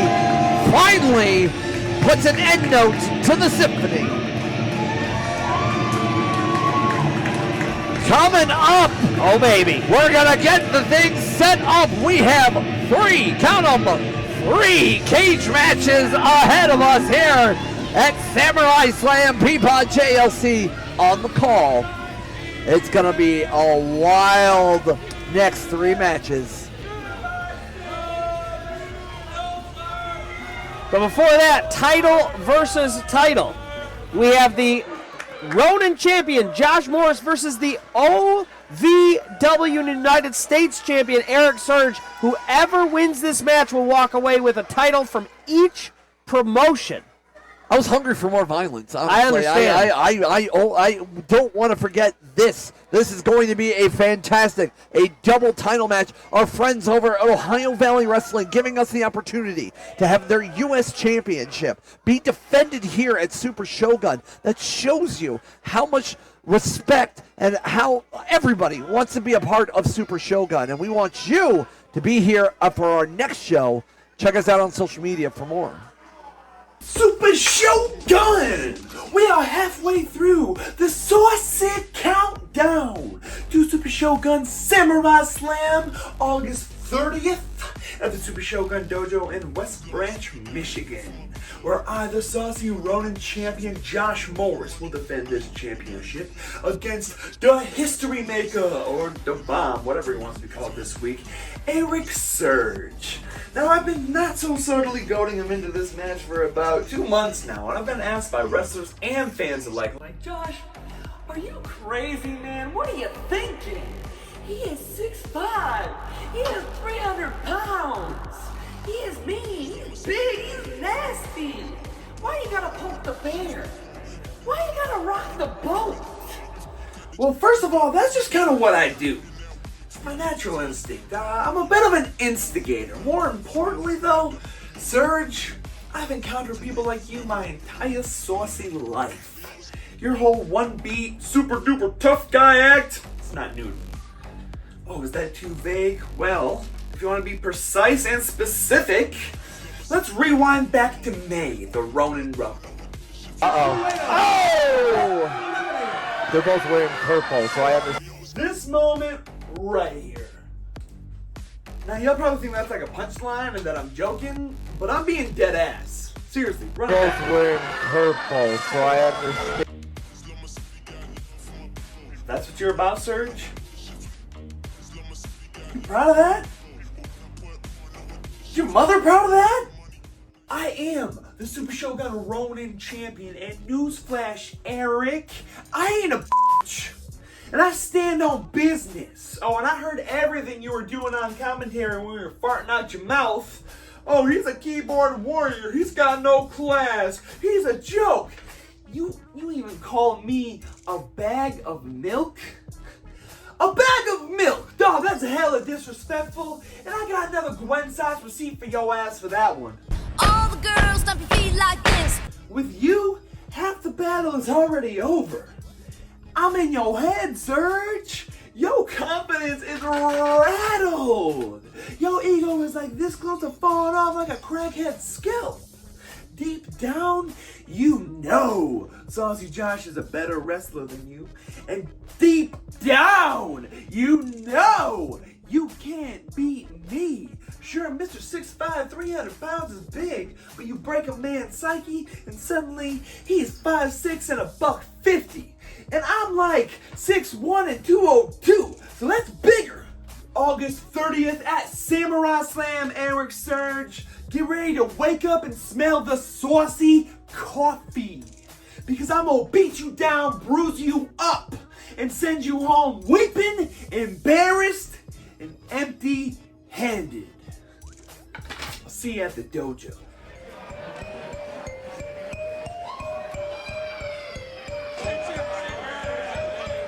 As we are getting ready for the saucy one, Josh Morris, the Ronin champion. As Josh Morris has been waving the flag for that Ronin championship, one could argue that the Ronin championship is all about the workhorse, the man that showcase in and out of the ring. Why they may not be the main event, but they are the event to be seen every time they are inside of that ring. And Josh Morris holding that Ronin championship. He thinks it is the #1 title, and he is very proud to hold the title, and now he wants Erik Surge. He wants that OVW US Championship. Somebody is leaving here a champion in 2 companies at the same time.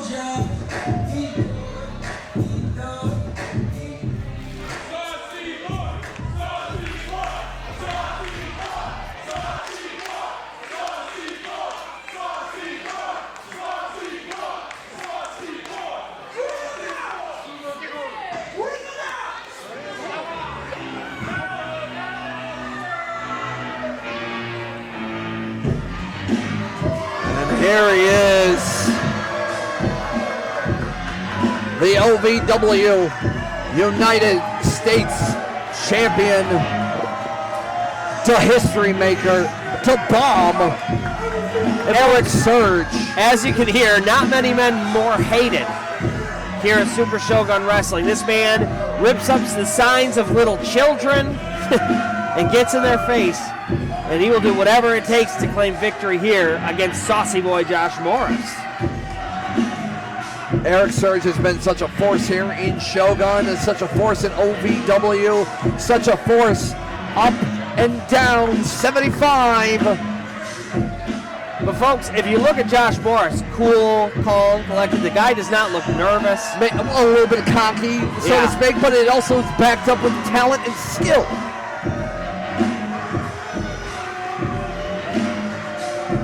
But again, as I mentioned before, somebody is leaving here, becoming a double champion. And somebody's just leaving.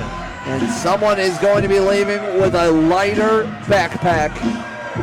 And look at this, Erik Surge ripping up a sign. Oh, another one. Just scum of the earth is Erik Surge. Yeah. Man cares about one thing, and that it's around his waist right now, and on the shoulder of Josh Morris there. We'll take it back into the ring. He's making 2 people hold the rope for him. My goodness. Yeah. We'll take it back into the ring for the official announcements for this double title match, but our second of 3 title defenses here tonight.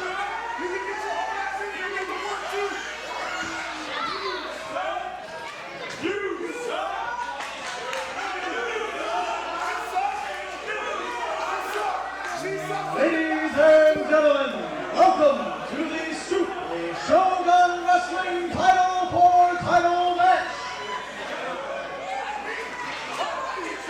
This competition has a 30-minute time limit and is scheduled for... In the corner to my right, from Hollywood, California, weighing in at 295 pounds and a towering 6 feet 4 inches. He is the history maker. He is the OVW US Champion, the Bomb, Erik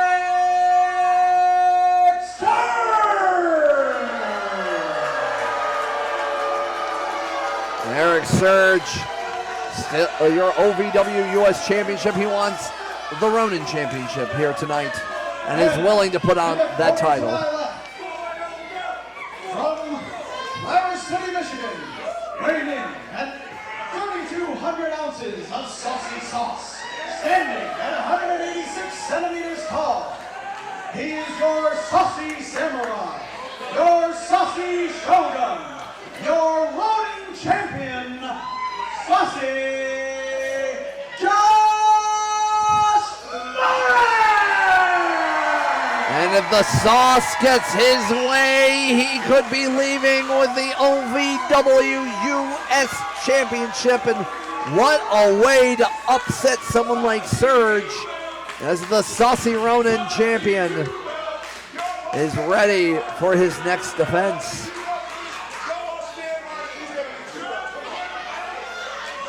Make sure that sword is back in his sheath for safety reasons. And here we go. 2 championships on the line, folks. And that U.S. Championship is massive for Yes, it is. Wow. I'm Such a beauty. I'm such a belt mark, honestly, and those are gorgeous. But our swords are unlike any other, and it is being placed here at the commentary table. And these 2 men have no love lost. Look at this, Josh Morris, not backing down an inch. And look at this, he's just as tall, if not as broad, as the Bomb Erik Surge. But Erik Surge, look at that. Look, just that. I don't want to say stocky frame because he might bulldoze me, but he is built. Yeah, he's a solid boy. He's a thick king. Yeah, that's a man who ate his Wheaties growing up. That's damn for sure. right. But the saucy boy, Josh Morris, the saucy one, all the sauce, all the drip, he is ready. Yeah, looking to use his quickness for sure in the early going here. I mean, Erik Surge, however, is also just as quick, if not as powerful. And here we go, roll up, here one. Quickly, cleverly done, and the referee having to extricate himself from the corner there. And look at this, Erik Surge, the frustration obvious as Josh Morris has gotten one over on him a little. I mean, Erik Surge has been so successful in Shogun. And look at this, he's trying to do a backslide here. Ooh. Surge wise to it though. Here we go. Off the ropes. Turned it around and here we go. Looks like a pin attempt. One. Oh, all the way back. I mean, it was a lot. That's a lot of mass to flop over. Yeah, you're rolling up an awful lot, pal. It's like you're trying to fold a gigantic king-size comforter, all right? It ain't as easy as a nice little twin sheet. And look at this, Josh Morris relaxing, and oh my goodness, seems to be getting the better mentally of Erik Surge. Maybe getting inside. Surge was all serious, as we remember when Surge was here at the commentary table during that #1 contender shot. And, or excuse me, not the contender shot, but rather during the Ronin Championship match, that double title match we saw in the main event last show. Finally got his hands on Morris, and Morris now fighting his way out of it, doing everything he can. There we go, and Surge now not necessarily where he wants to be now in that corner. No, I do not think this was the start he had envisioned for this match. Yeah. Josh Morris has been a step ahead. Morris now fighting back. Again, all the cockiness, all the sauce talk aside, he has still been so successful being the Ronin champion since winning it earlier this year. Double knees up the center there. There we go. Splash in the corner there, maybe a little elbow. As the saucy one. Oh my goodness. Just really like a step ahead. A step ahead, almost like, Roadrunner and Coyote. Yeah. As really just as the Ronin champion, and one step ahead. Springboard back elbow, beautifully done. 1, 2. Kick out. But Erik Surge taking a breather here on the outside and very smart. Obviously, Surge has been so successful. Was the winner, I believe my notes are correctly, the 2024 Ronin Rumble winner. Correct. And he came onto the scene right before that. So he was like a brand new guy. Everybody thought maybe he had a lot of talent, and then all of a sudden, wow, he just lit it up. But Morris beat Jacob Braun for the Ronin the Samurai Championship. Yeah. This is a guy with a pedigree. He is a consummate champion. He's just also a jerk on top of it. But this night, man, Josh Morris seems to have his number. He really does. Josh Morris, the saucy boy. The sauce was a little too hot, and Erik Surge may need to get out of the kitchen. The Surge now in control, and he's about to. Oh, well, I was about to say try to cave in the chest of Morris, but he just met with steel, and guess what? Flesh never wins against steel. And that is exactly what's been happening all night. Every single time Erik Surge seems like he might finally be able to get back into it, it's like Josh Morris has him scouted. Morris, look, all the cockiness aside, he's really showcasing why. Oh, man, going for a back body drop out here. Since becoming the Ronin champion, he is the #1 guy to see. But is now eating where the ring meets the steel frame, the so-called hardest part of the ring, as Surge now is in control. Finally. Man, we're what, 7-8 minutes into this match, and this is really the first offense he's actually mounted, it seems like. Josh Morris, center of the ring, in serious trouble as Erik Surge now. Oh, beautiful senton over the top. That's a lot of beef. 1, 2. Kick out after 2 by Morris, but finally Surge starting to make his way back into this match.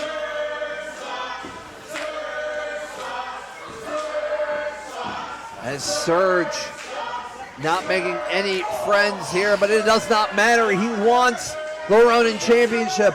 He wants to become a double champion across 2 companies. Oh. Obviously waving the flag for our friends down in Ohio Valley Wrestling, but it's still maybe not enough if he can't get past the likes of Morris. But Surge in full control and telling everybody who's #1. And look at this, when he is slapping Morris's chest, listen to this. Oh. It is not a slap, it's a thud. You hear that echo reverberate. And a lot of those chops, people follow through. It's always the ones that are just stop deep because all of the momentum it just continues right into the chest. Like beating it like a drum, a concussion into the chest. Oh, Morris scouts that one smartly, kicking the hand away. Gets underneath Surge, and once again, maybe has another number of Surge, and might have knocked him out there with a knee and a neck breaker there. Running neck breaker. Here we go. Ooh, 2 count. Josh Morris. Wow, what agility. That knee up the center, how crisp was that? Beautifully done there. And I know the saucy one wants to probably put it away with a number of saucy moves, and now I think he's setting him up, setting Surge up for something here. Double champion status on the mind. Here we go. But Surge catches him and whoa! Just dumps almost Morris. Like a deep six. And I know Surge is shocked that did not put Morris away. You have to give it. I think Surge has to give it to Morris that while he has been annoying, he has been really showcasing how he's become champion and still become Ronin champion here.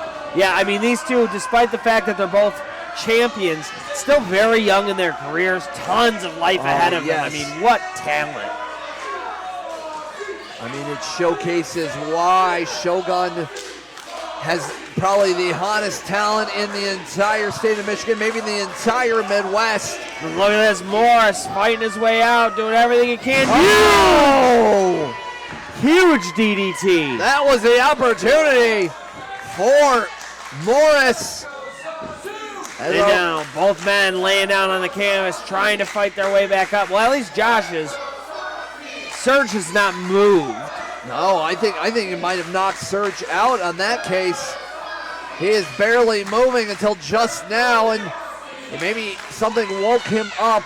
Maybe muscle memory, maybe hearing the number 6 from the referee trying to get up before 10. And now back and forth, both men barely on their feet.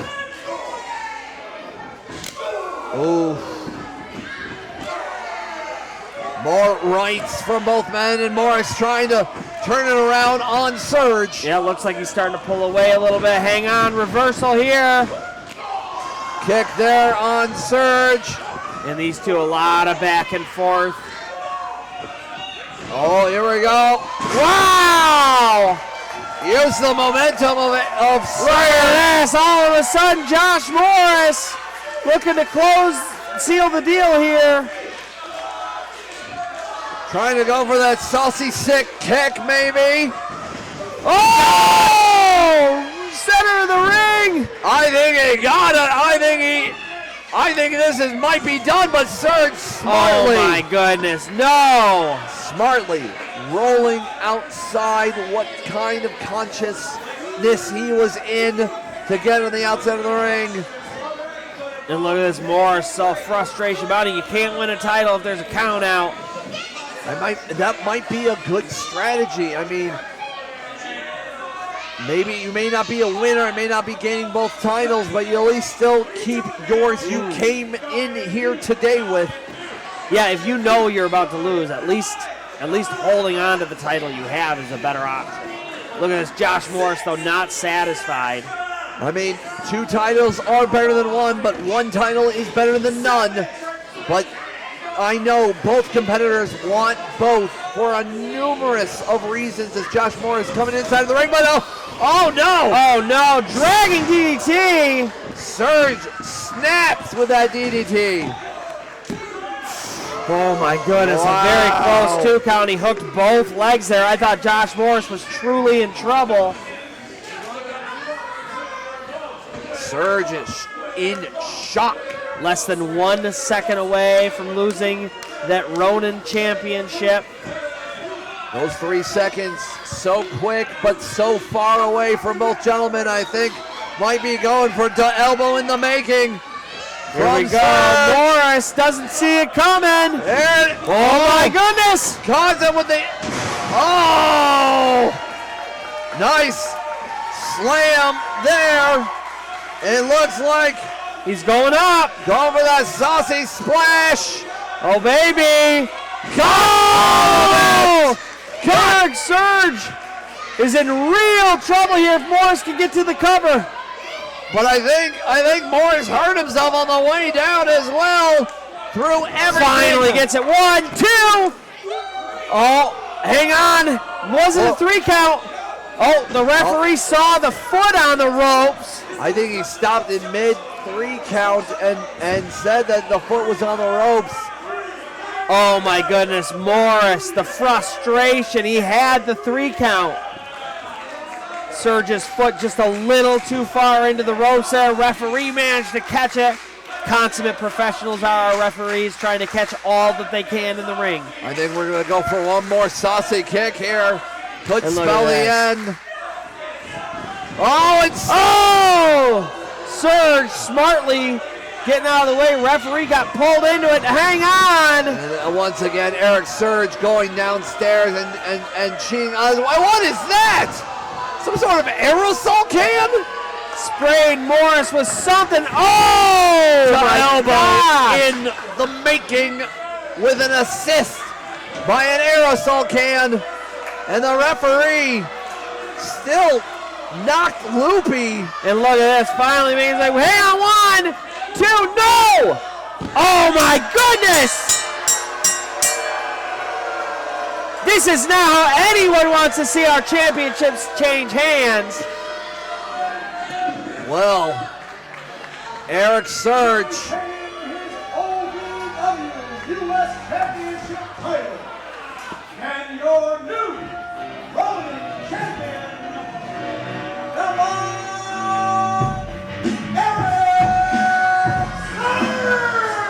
Erik Surge upset the saucy one, and now is your new Ronin champion. And man, Josh Moore so close to victory. He had the 1, 2, 3, simply ring position. Unfortunately, that things happen, but Erik Surge, while a very great competitor himself, does not need to go downstairs, does not need to pull the referee, does not need to throw some kind of aerosol can in the man's face, but unfortunately, folks, by hook or by crook, we now have a double champion. OVW United States Champion and your new Super Shogun Wrestling Ronin champion. That's the second title tonight to change hands. If you're Jacob Braun and you're in the back right now, you might be feeling a little uneasy, sweating. But your winner, Erik Surge, and still OVW US Champion and new Ronin Champion. And folks, still to come. Not 1, not 2, 3 cage matches. And we're for real this time. Seriously. What's up, everybody? Dirt Sheet Dan here, back at Samurai Slam 3 with the newly crowned double champion winning the Ronin Championship from Josh Morris, Erik Surge. First things first, congratulations. Now my first question is for you, sir. How does it feel being a dual champion across multiple promotions? How does it feel being a dual champion? Okay, I get it. It's your first day here. I'm going to let it slide. I said for the last 2 months, the bomb Erik Surge was going to walk out the Ronin champion and retain the most prestigious title in all of professional wrestling, the OVW United States Heavyweight Championship. And now I just added the Super Shogun Ronin Championship. I feel pretty damn good right now. That's how I feel. Look at me, I'm a star. Don't you know? I'm a star. Nobody can deny that. However, some would question the way you won that match against Josh. We seen you spray him with something. You got any care to comment on that? I don't know what you're talking about. Look, at the end of the day, who got pinned? Josh. There you go. Oh, you're smart. Congrats. You're way better than West Branch because they're dumb as hell. He got pinned at the end of the day. So that means he, say it with me, lost. Oh, you're smart. Thank you. He lost. I won. And I retained my title. And I got another one. Case closed. Well, congratulations again on your double championship. We'll see what's next for the Surge era. Thank you for your time. You're an idiot. Roberto Cruz. Roberto Cruz. Or should I say, Mr. Bad News. You see, we used to be friends. No, we used to be brothers. We used to be the XF Express, built on blood, sweat, and trust. Until you decided to break that trust. And not only was betrayal bad, but you decided to bring my family into it. Well, you see, that's where you made the biggest mistake of your life. That's where things start getting real. Because my family is the reason I lace these boots up. My family is the reason I fight through all the pain. My family is the reason I can't quit. So on the night of August 30th, Samurai Slam 3, you and I face to face, 4 walls of steel. When that door shuts, I'm not fighting for revenge. I'm not fighting for pride. I'm fighting for all the Chapaholics, and I'm fighting for my family. So when the dust settles and you're looking up at Chap Daddy, no, Chap Daddy is closing the book of Bad News Roberto Cruz. See you then, Pony Boy. Toodles.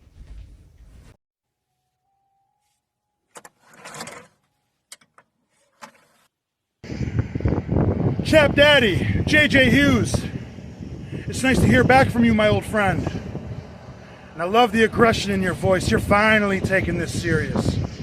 But let me ask you something. What's all this talk about now that I brought your family into it? Things are more personal. Let me ask you, what are you going to do about it? Because in the same vein, you said we were once like brothers. And you had no problem turning your back on family. Now people want to act like I'm the one that did you dirty, because I had to hit you from behind with the steel chair, try to end your career, but you turned your back on me way before I made this physical. You tried to make it the JJ show the whole time. And just because I know what I'm worth, I'm the villain? So where does this leave us now? In a pretty sticky situation. We're August 30th at Samurai Slam 3.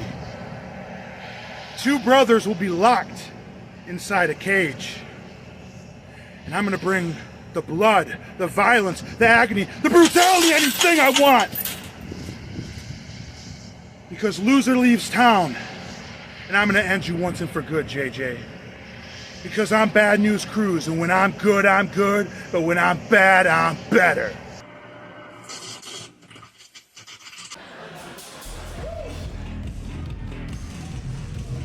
Welcome to our first cage match for the 20-minute time limit.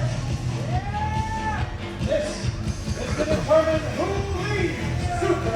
And here we go, folks. Serious implications in our first of a triplicate of cage matches.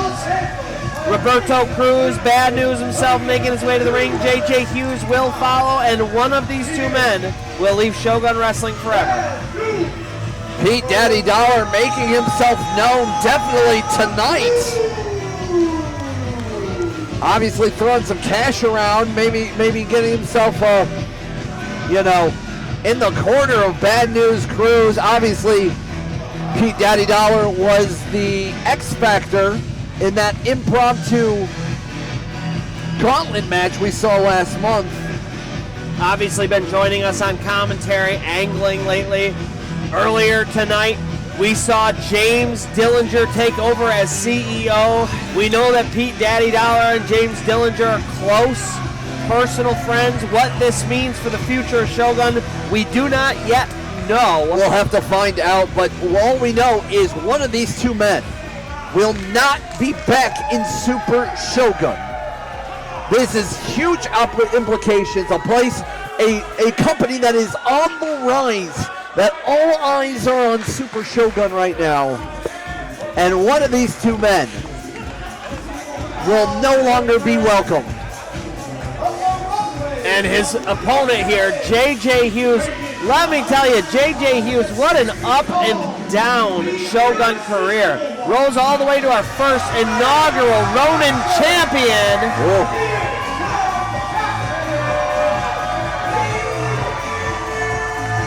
And he called that man a friend and partner, but JJ Hughes and Roberto Cruz, no longer friends, no longer partners, and it has come to this. Chap Daddy himself, no Matty Fine, as we mentioned before earlier tonight, suffered an injury, will not be joining us, and hopefully she will be recovering, and we'll see her soon in the corner and hopefully in the ring. But again, our first of 3 cage matches here tonight. And here we go, Peapod. The door closes, my friend.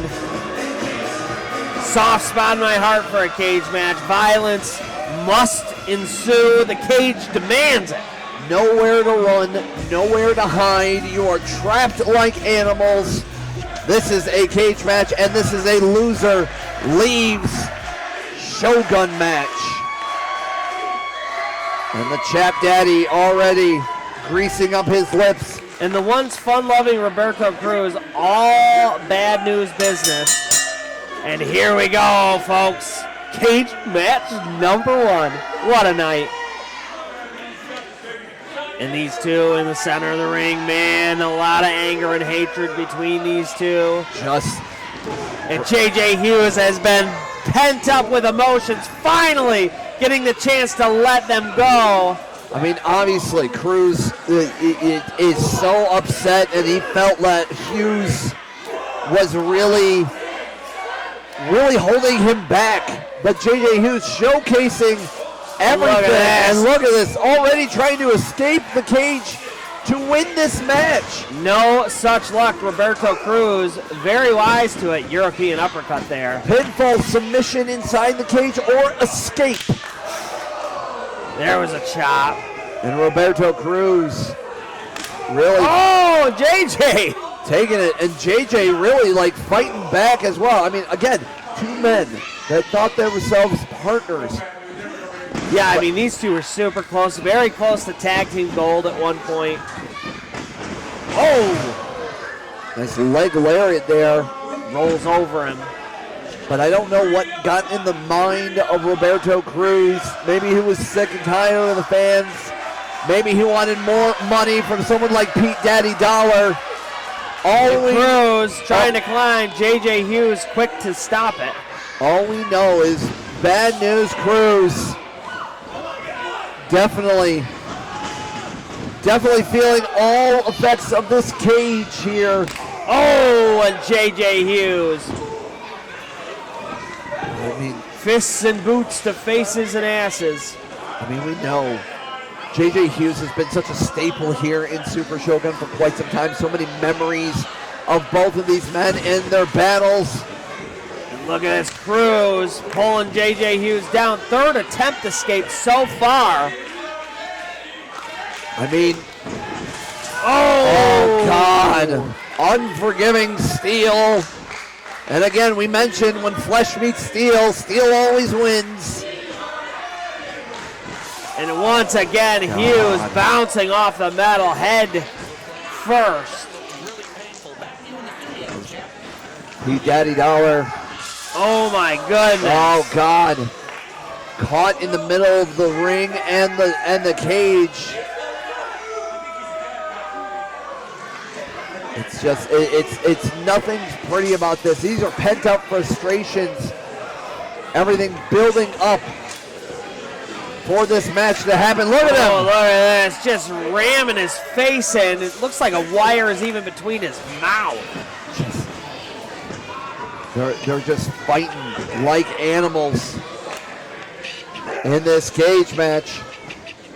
Again, the career and your livelihood here at Super Shogun on the line because the loser will leave Shogun. Hang on! And a leg lariat from J.J. Hughes. Trying to fight his way back into this. Lots of life left, it looks like. As both men already reeling in a match like a cage match. You're using your surroundings.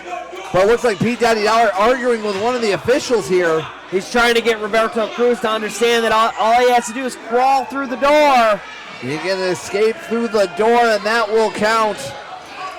It looks like he's opening and sliding in a chair. And look at this. Oh, J.J. Hughes sees it coming. Oh, no! Jeez. J.J. Hughes doing his best to get Daddy Dollar out of there and turn into a chair shot to the head. Right to the dome.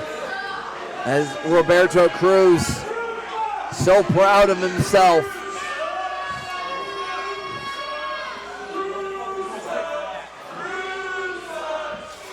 And Cruz just sauntering to the door.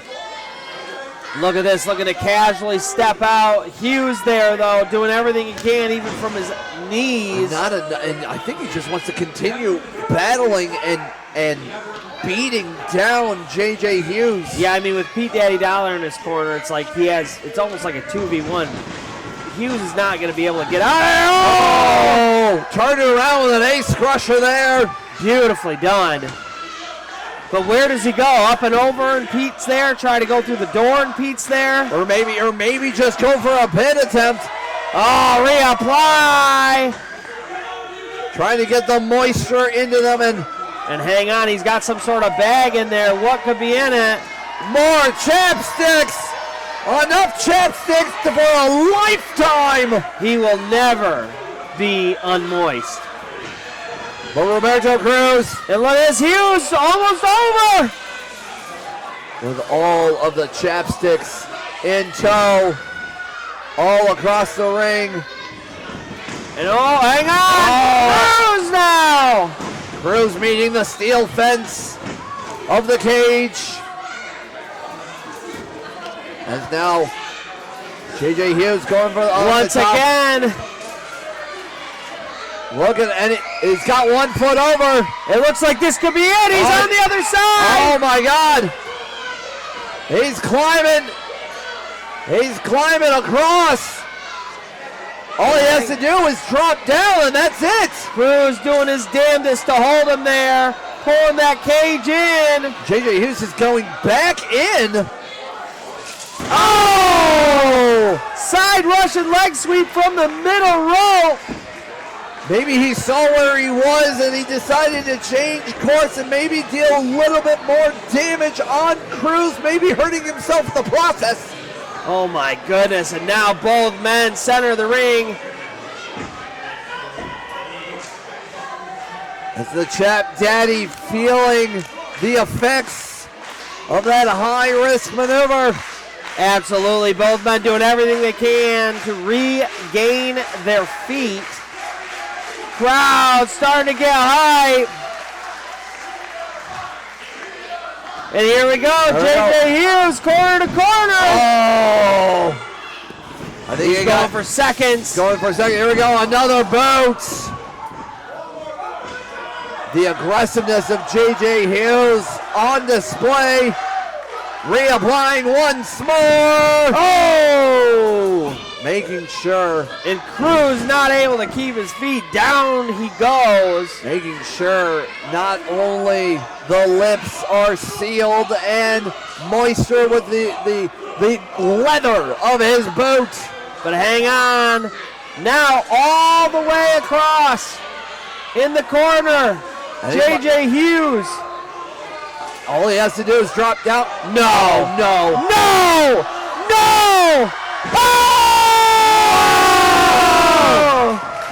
5-star frog splash from the top of the cage. What a wild move from J.J.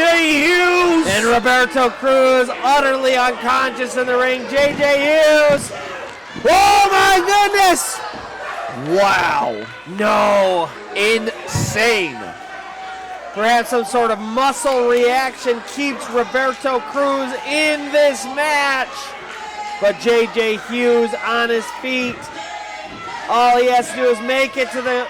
No! Oh, Pete Daddy Dollar paying dividends here for Roberto Cruz. Pete Daddy Dollar definitely getting his money's worth here. He wants Roberto Cruz as the referees. One.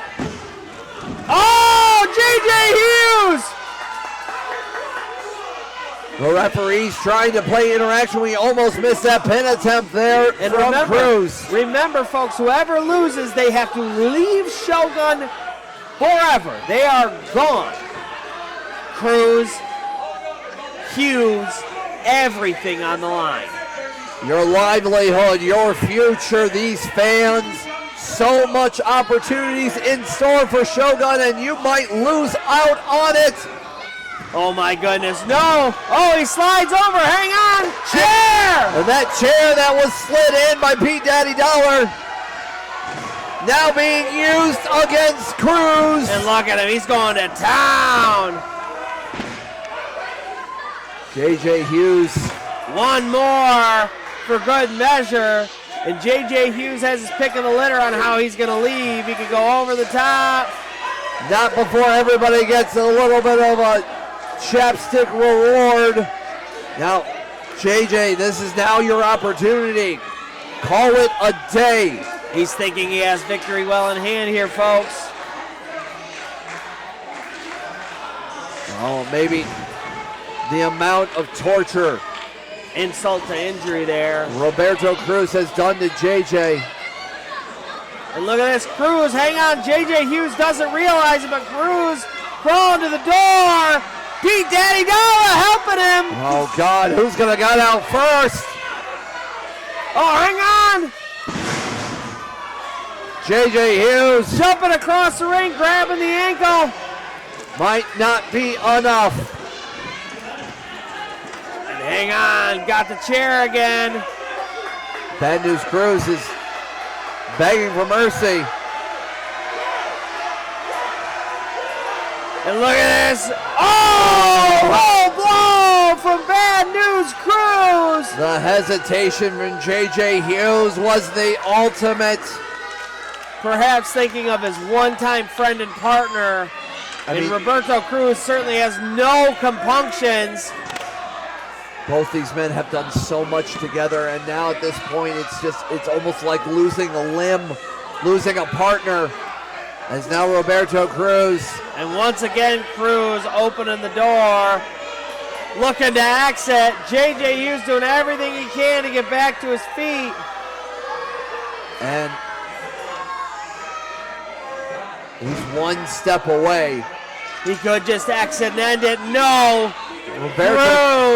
Roberto Cruz could have just ended JJ Hughes' career here in Shogun, but still wants to cause more damage. Yeah, apparently his point was not made. No. Oh, God! Oh, brain buster right on the chair. Crumpled his neck, crumpled that chair. JJ Hughes now not moving. It doesn't matter if JJ Hughes. And that's it. Oh, my God. Wow, folks. Nothing to celebrate about this one.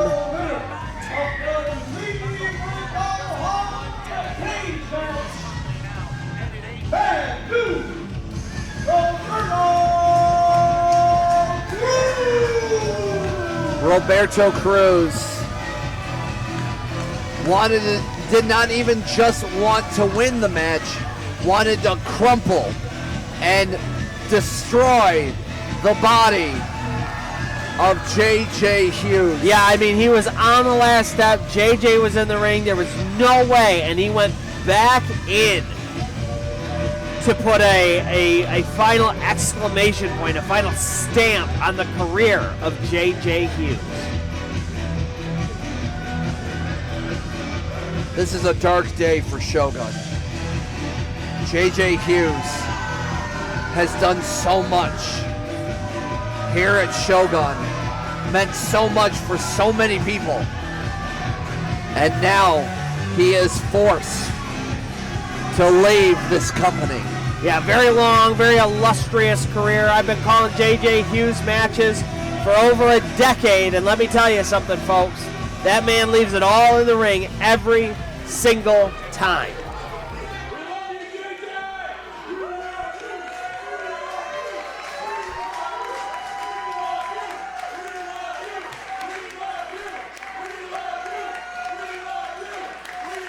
Still to come, 2 more cage matches. The first of which, of course, Red Tiger and Great Akuma. We've talked a lot about bad blood and settling feuds tonight. I don't know that any blood is darker, worse, scarier, badder than the bad blood between Red Tiger and the Great Akuma. And obviously our main event, Jacob Braun, Anthony Toatele the Super Shogun Heavyweight Championship. The Samurai Championship is on the line, and JJ Hughes. Folks, a standing ovation for the Chap Daddy himself as he prepares to say goodbye to Super Shogun Wrestling. A vignette will play for Chap Daddy JJ Hughes.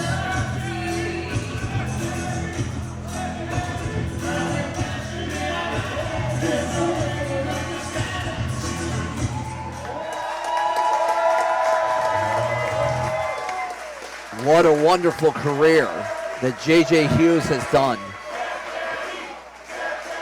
And throughout the entirety of the arena, Chap Daddy chants reign.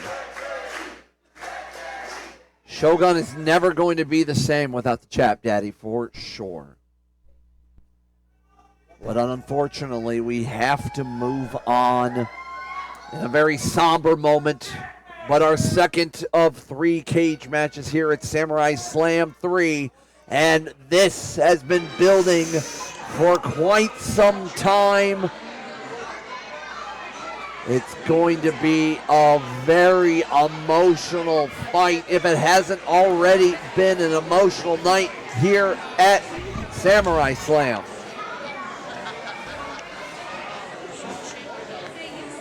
As we await, it's the Great Akuma versus Red Tiger. Akuma has been in the thorn in the side, a broken spoke in the wheel of Red Tiger. And Red Tiger wants to move on once for championship titles. Yeah, Red Tiger, I mean, man, talk about a guy who has been beset upon by all of the bad luck in the world. He was one of our Gauntlet champions. Yeah. Thought he had a title secured from that. Unfortunately, Akuma has done everything in his power to spike his wheel. And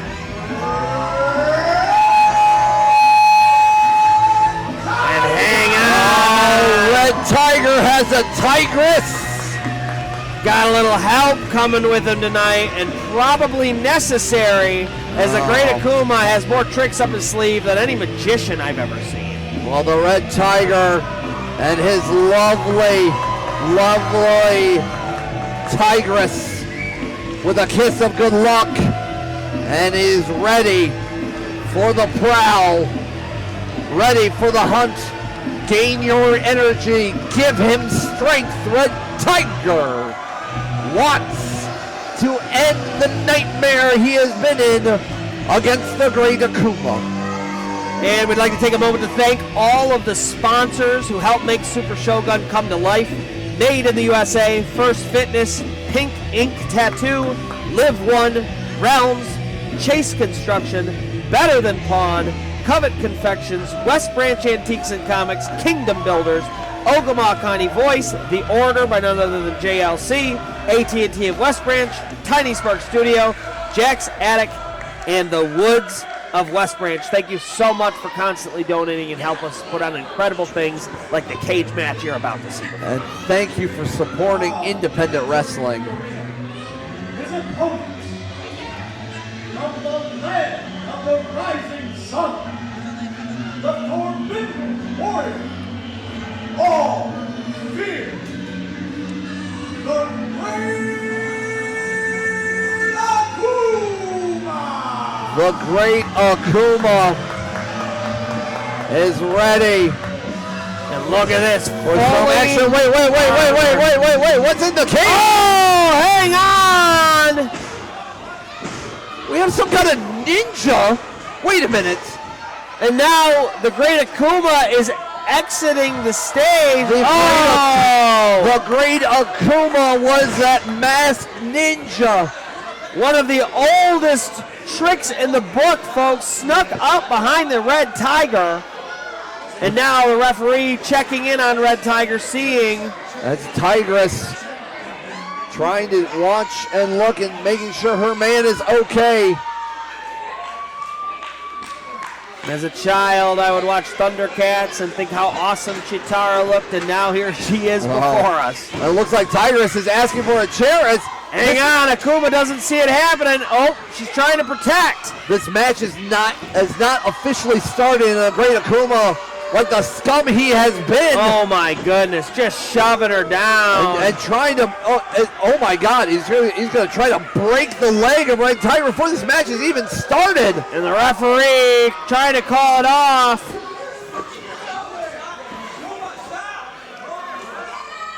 And the Great Akuma. Oh God. Oh, and Tiger is trying to protect her own here. Thank goodness. I mean, just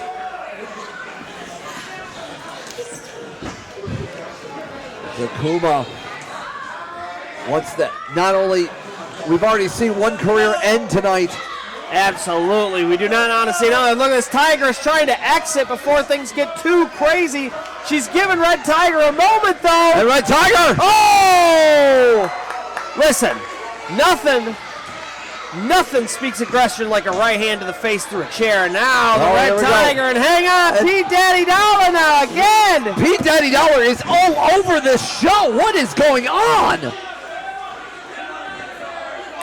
It seems like our new management. Oh, here we go. Uranage slam by Akuma. And Akuma now trying to climb this cage. Oh my God. And look at this Red Tiger. I think we're just assuming that this match is starting. Absolutely. And this started off in such a wild fashion, and Red Tiger and Great Akuma are on the corner there. Oh my goodness, shaking back and forth. And Akuma coming back inside. And look at this now on the ropes. Now he's got Red Tiger. No. Oh God. Not from that high. Red Tiger. Red Tiger might be broken in half. Oh my God. The Great Akuma with all of his strength slamming Red Tiger down. This could be it already, folks. And it looks like Great Akuma may have caught his ankle there on the way down. Oh God, hopefully. Oh, looks like he's okay right now, but oh, maybe not. Hurt that right knee, trying to shake it out here, but Red Tiger is not moving, folks. And look at this, the referee trying to call it. We're trying to. Great Akuma not allowing this. No way. Oh, he's going to take the mask. Ripping it right off Red Tiger's face. The ultimate insult. This is crazy. Of a masked individual is to remove the mask. Folks, it's simply not done. Great Akuma. And Red Tiger trying to make his way to his feet, but he has been destroyed, his mask destroyed. Whoa! Hang on, Red Tiger with the mist of his own! A calling card of Akuma. As now the Red Tiger is finally gaining some retribution for the months of abuse he suffered at the hands of the Great Akuma. Red Tiger unhinged and ready to pounce. Spear! He just took him out right through the chest. Took him all out, and now he's waiting for Akuma to step back up. And look at this, the crowd chant for the Tiger. Oh! Here we go. Gonna put it away. Oh, Great Akuma doing what he can. Oh, he's about to trying to end it here. And hang on, it looks like Red Tiger. Look at the strength of Red Tiger. Red Tiger. Oh, center of the ring. Oh, no. Great Akuma somehow.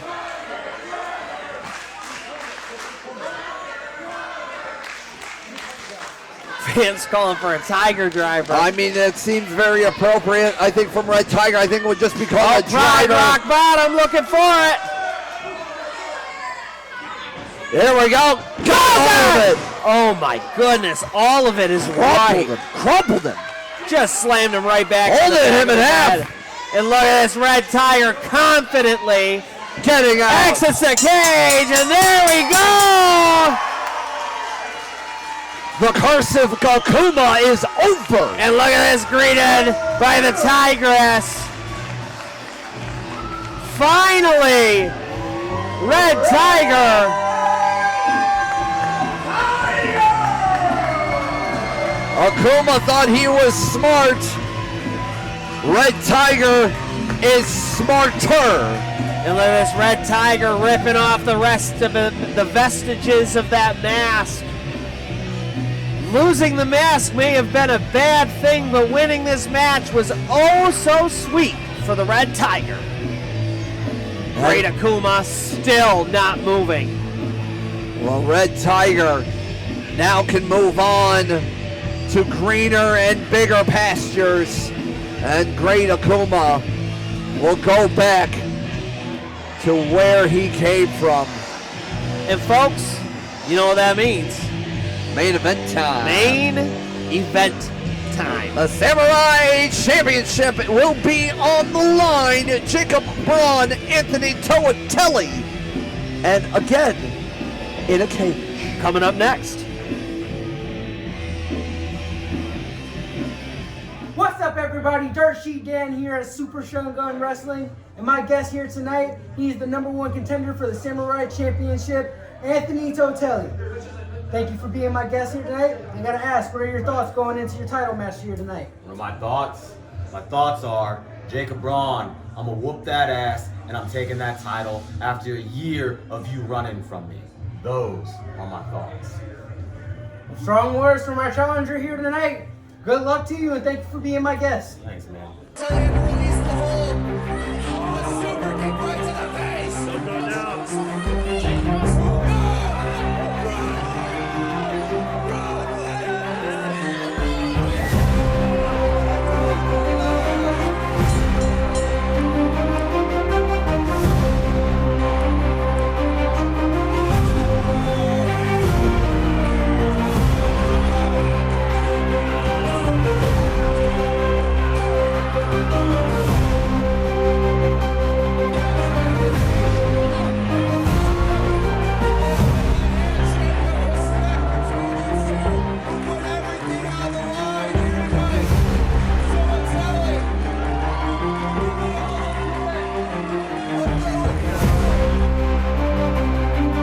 Surge time to get back onto his knees. No, no, no!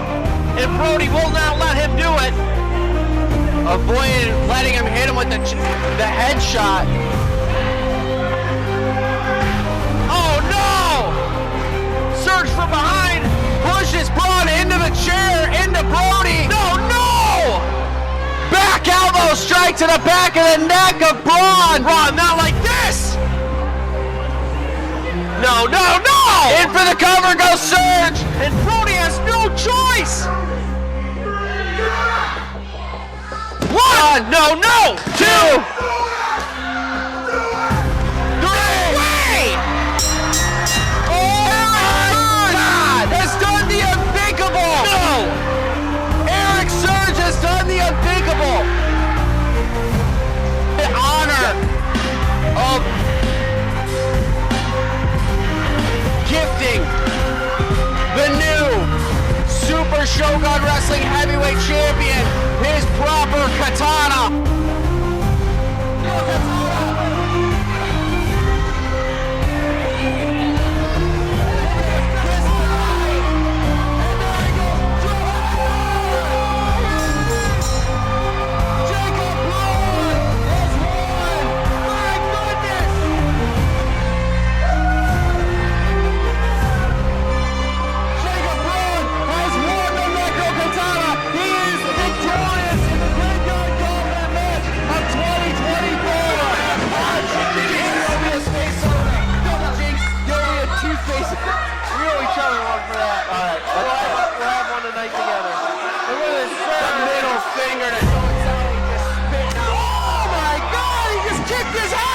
That's it! 1, 2,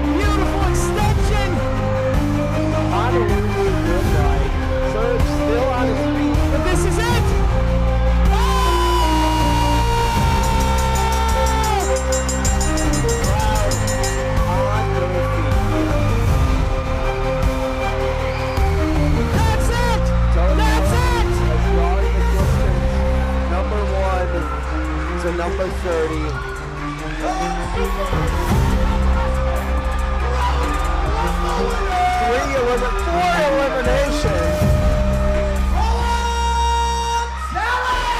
There it is. Fast, and he has the pleasure of eliminating Erik Surge last, the absolute icing on the cake.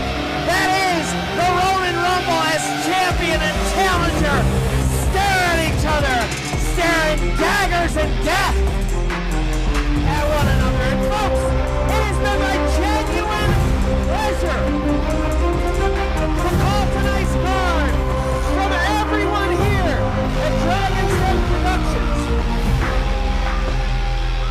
I would like to give Anthony Toatele, congratulations on winning the Ronin Rumble.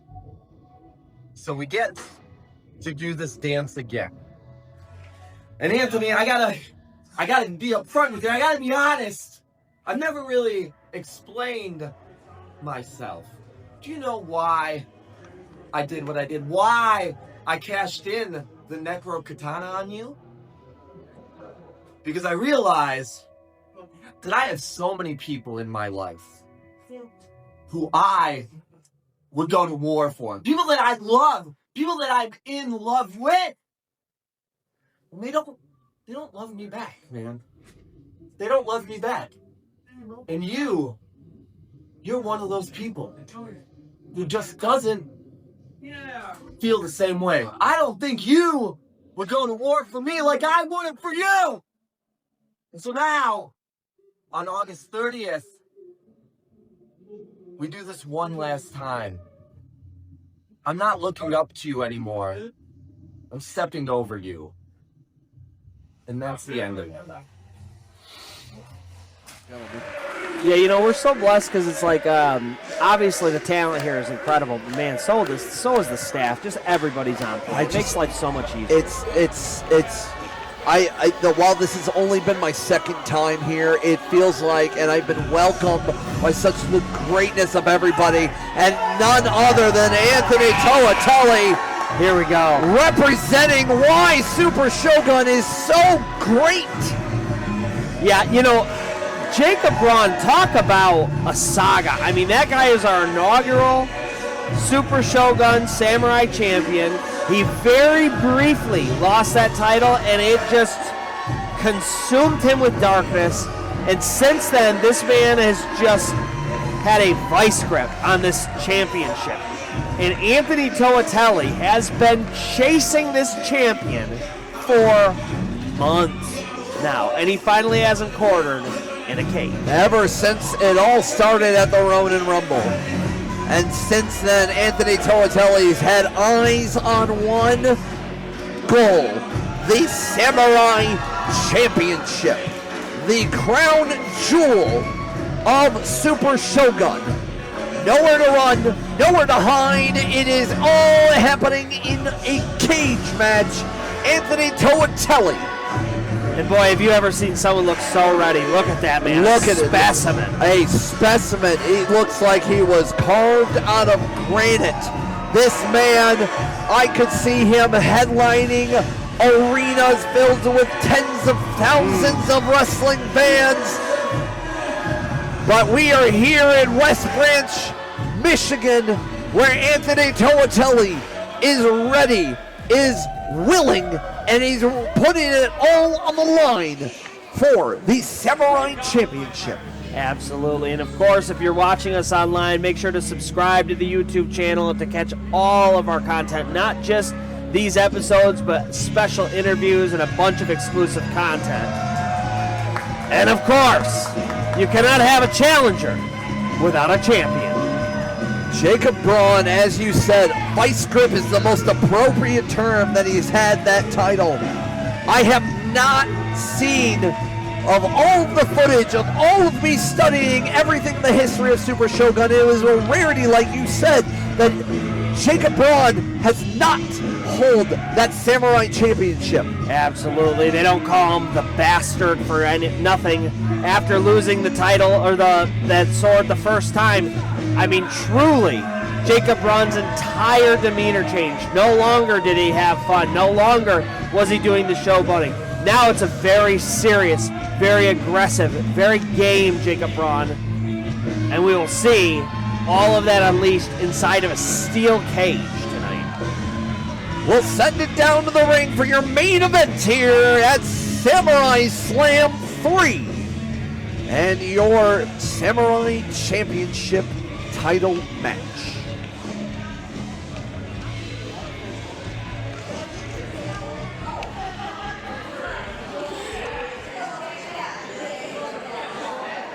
Ladies and gentlemen, welcome to the Super Shogun Wrestling Samurai Championship.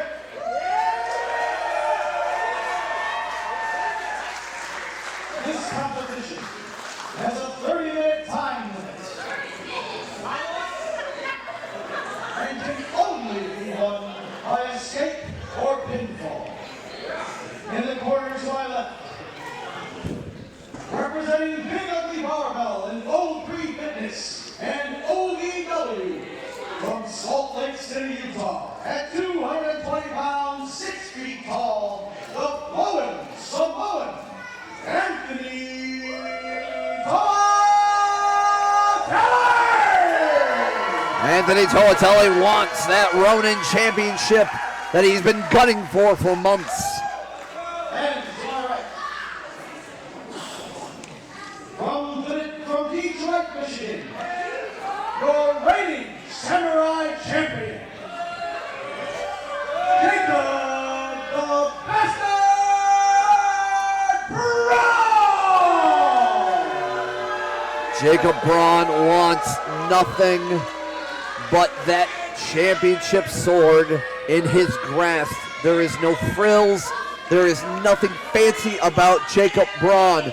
You see the black boots, the black tights, the black wrist tape, no knee pads, no elbow pads, no frills, no shills, all meat, no potatoes.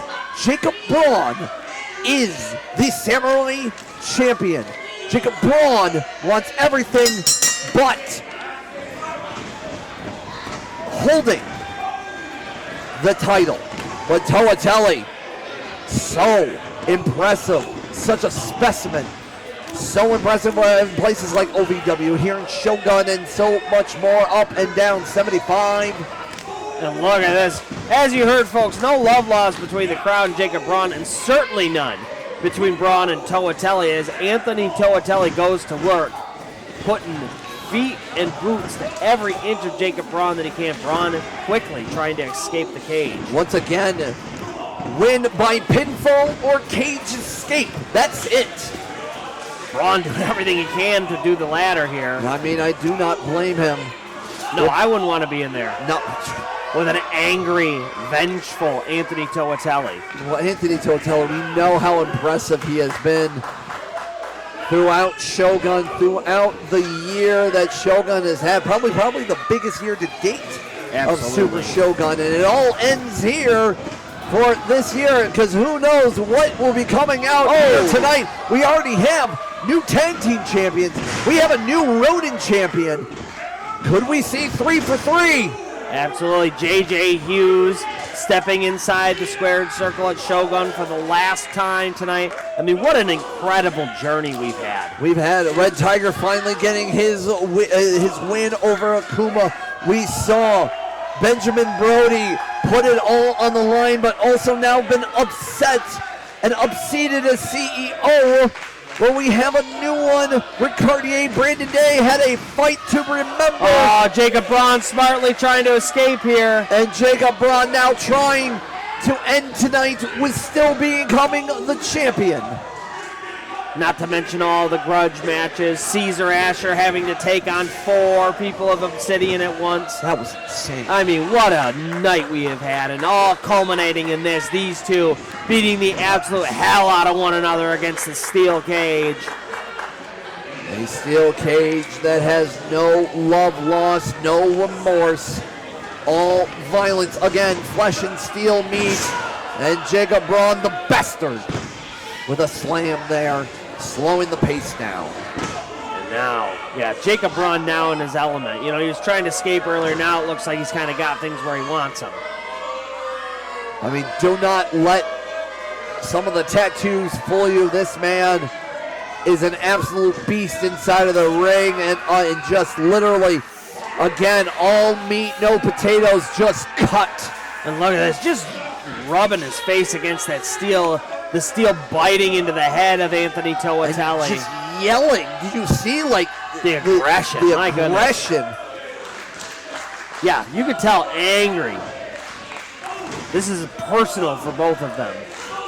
But Toatele going downstairs. Toatele's so good with his feet, an expert in jiu-jitsu. Oh! But Jacob Braun, I mean, man. Talk about a guy who has it all. The guy, he's such a great striker. He's so technical, so much stronger than his frame might otherwise say. I mean, not that he has an unimpressive frame, but my goodness, I've seen him lift so much more than it seems like he should be able to. I mean, it's that just old school, almost British style of wrestling where it's all aggression and it's no wasted movement. Every move means something as he's using his thigh and leg and just bending and raking in the back of Toatele, trying to break him in half. And now Anthony Toatele, injured back, beaten against the cage, trying to make his feet as Jacob Braun stands tall over him. As we're starting to hear the crowd begging and asking, and almost a request of a new champ, but Toatele now. Toatele could answer that request. Oh, man, runs right into it. Hang on. Oh, and a neck breaker there. Again, using the strong leg and thigh muscles as kick out after two. Hard as stone. As we see Braun continuing. Look at that, it's just raining down blows. Again, he's as much as he's making fun of the fans here, he knows what needs to get done, and he's going to dissect Toatele like a surgeon inside of that ring. Yeah, Anthony Toatele, center of the ring, has not been able to gain his feet in quite a while. Jacob Braun doing everything he can to keep him down on the mat. And a shot to the midsection there, the injured midsection there from the front and back that we saw in the opening moments of this match. Jacob Braun feels almost at home in a cage, it seems like it. Yeah, it's perfect to his style. It keeps things nice and slow. He's able to keep his opponent right where he wants him. They're not able to do the trickery, slipping out and stuff like that when he gains control. Basement drop kick there, or excuse me, clothesline there. And a pin attempt, 1, 2. Kick out after two, but Anthony Toatele's energy is draining. I mean, Jacob Braun almost looking casual there, isn't he? It just feels, it's unsettling how well he feels fitting inside of that cage. It's almost like he has one at home that he practices in. Feels like that all of his training or whatnot goes inside of that cage. He just feels comfortable that there's nowhere to run and nowhere to hide, and that all you get is all of the limbs of Braun, but Toatele is fighting back, doing all he can. Look at that, literally muscles him to the ground. Just a strength there and going for a deep crossface there. And folks, this crossface, I mean, it's such a nasty submission. You're ripping at the shoulder with your legs, but then look at where his hands are placed. Right over the bridge of the nose, he's pulling back on that. It could make your nose bleed. It could break your nose while your shoulder's getting ground and you're getting shoved into the mat. It is a rough submission. And you can see normally in a regular match, going for the ropes would break up the move, but to no avail in a cage match. But Toatele the strength and keep it while still having part of the submission hold on him. But Superman punch! Out of nowhere there, Toatele. A Superman punch that makes Lex Luthor be scared. Toatele channeling the Samoan dynasty that wrestling has had for decades. And Anthony Toatele now finally getting to his feet. Jacob Braun doing the same on the opposite side of the ring here.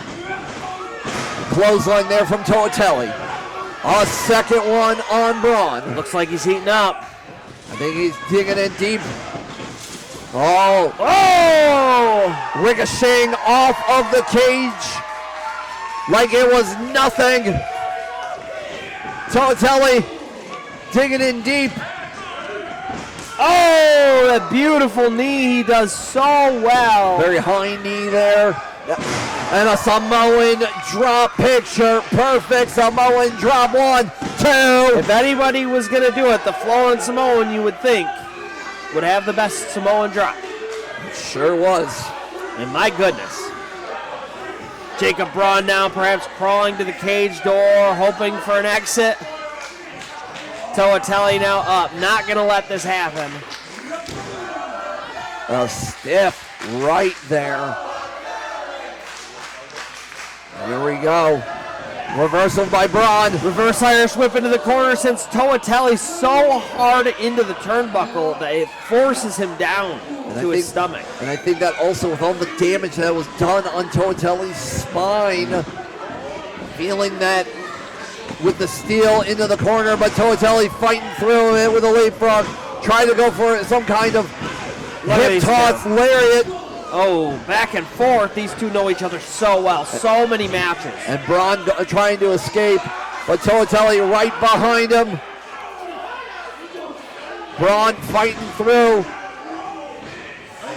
And now instead of trying to escape, he's going to continue. Whoa! Walked into a huge power slam. So close. Very close 2 count there. I mean, it seems like it was a rarity that someone like Braun would be on the second rope, but the opportunity came. He tried for it and failed. Toatele digging in deep. That's why they call those moves high risk, high reward, folks. The risk is certainly there, and it was. And Toatele now. Oh, Braun catches it. Oh! Nice clothesline there. Toatele somehow holding his feet. Not that second one, though. Jesus. That's Braun digging deep. There we go. Oh, and a third one. My goodness. Ripcord lariat there. 1, 2. Kick out after 2. And now a submission. Getting a choke in. Wow, look at Braun. So smart, rolling back.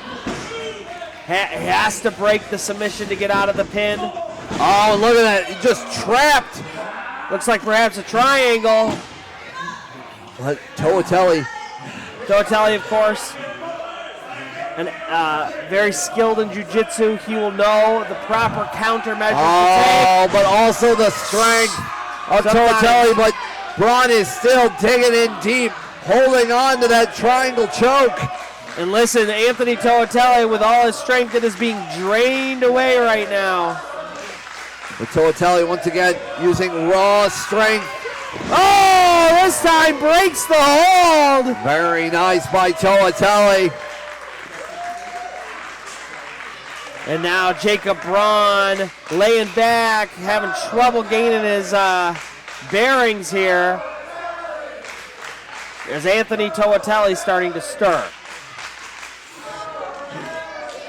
Both men have exuded so much energy against each other, so much violence, so hungry. The Samurai Championship is on the line here. Oh, stiff forearms. But back with Toatele and another one from Braun. Both men fighting tooth and nail. Oh, and now onto the chops. Who will leave here as champion? Oh, and just a throat thrust there. Oh, what a short kick. Oh, God. Oh, here we go. Oh, Bon Voyage. Got all of that, but not enough to carry on to follow up. Maybe for a pin, maybe for an escape. Here we go. It is 1, 2. Oh, I thought we had a retaining champion, but Anthony Toatele doing everything he can to kick out of that one. The Brawn Voyage, he has put away so many opponents there in so many defenses to hold on that vice grip on the Samurai Championship. And now look at this, perhaps looking for just a kick to the head. Toatele sees it. Oh, beautiful release, German suplex. Jumps him. And now Anthony Toatele starting to feel some kind of way. Everybody is watching Toatele. The changing the guard might be moments away here. Tonight. Oh, trying to pull the referee in front of him. We've seen that trick tonight. Oh, and then a low blow. Which is about as legal as a headlock. Oh, and there it is, folks. Just boot to the skull. 1, 2. Oh! Wow! No way! Wow! What does Brawn have to do? A low blow, a punch to the head. He's practically unconscious, and Brawn is beside himself in disbelief. I don't. Maybe that was a convulsion. Maybe he just took it in deep. I don't know what Toatele and where he's getting that strength from. Sometimes it's just muscle memory. Your wrestling body is so used to kicking out. It feels that second hand hit, and it just knows that it can't hit a third time. And look at this, Braun trying to pick Toatele up, but he can't even gain his feet without. Braun wanting to put this away. And we're going for a ripcord lariat. Oh! A high knee. Oh, super kick. Might have loosened up some teeth on that one. 2 strong strikes to the face. Good night, Honolulu! Oh my gosh!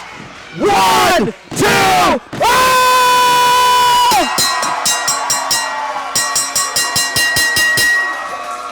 That's it! No way! 3 titles on the line. 3 titles change hands, folks. I have goosebumps. Wow. This place erupted.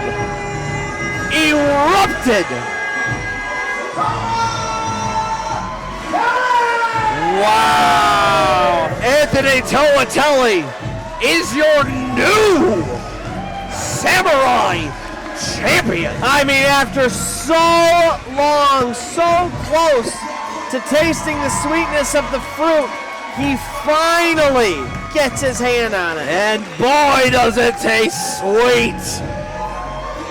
So much emotion. And while we have so many new champions, the landscape here at Super Shogun has definitely changed the tides. What is in store for everybody on the roster? What is in store for our new champions? What is in store for Super Shogun? Ladies and gentlemen, you will have to find out. You need to keep watching. All eyes are on Super Shogun. Listen, you gotta tune in. Our next show here in West Branch, Michigan. Super Shogun Wrestling, always here once a month. You gotta check that out, but if not, please, please, please continue to watch us online. We appreciate it so, so much. He's JLC, I am Peapod, and you are you, and we will see you in September. Thanks for watching. Good night. Super Shogun Wrestling.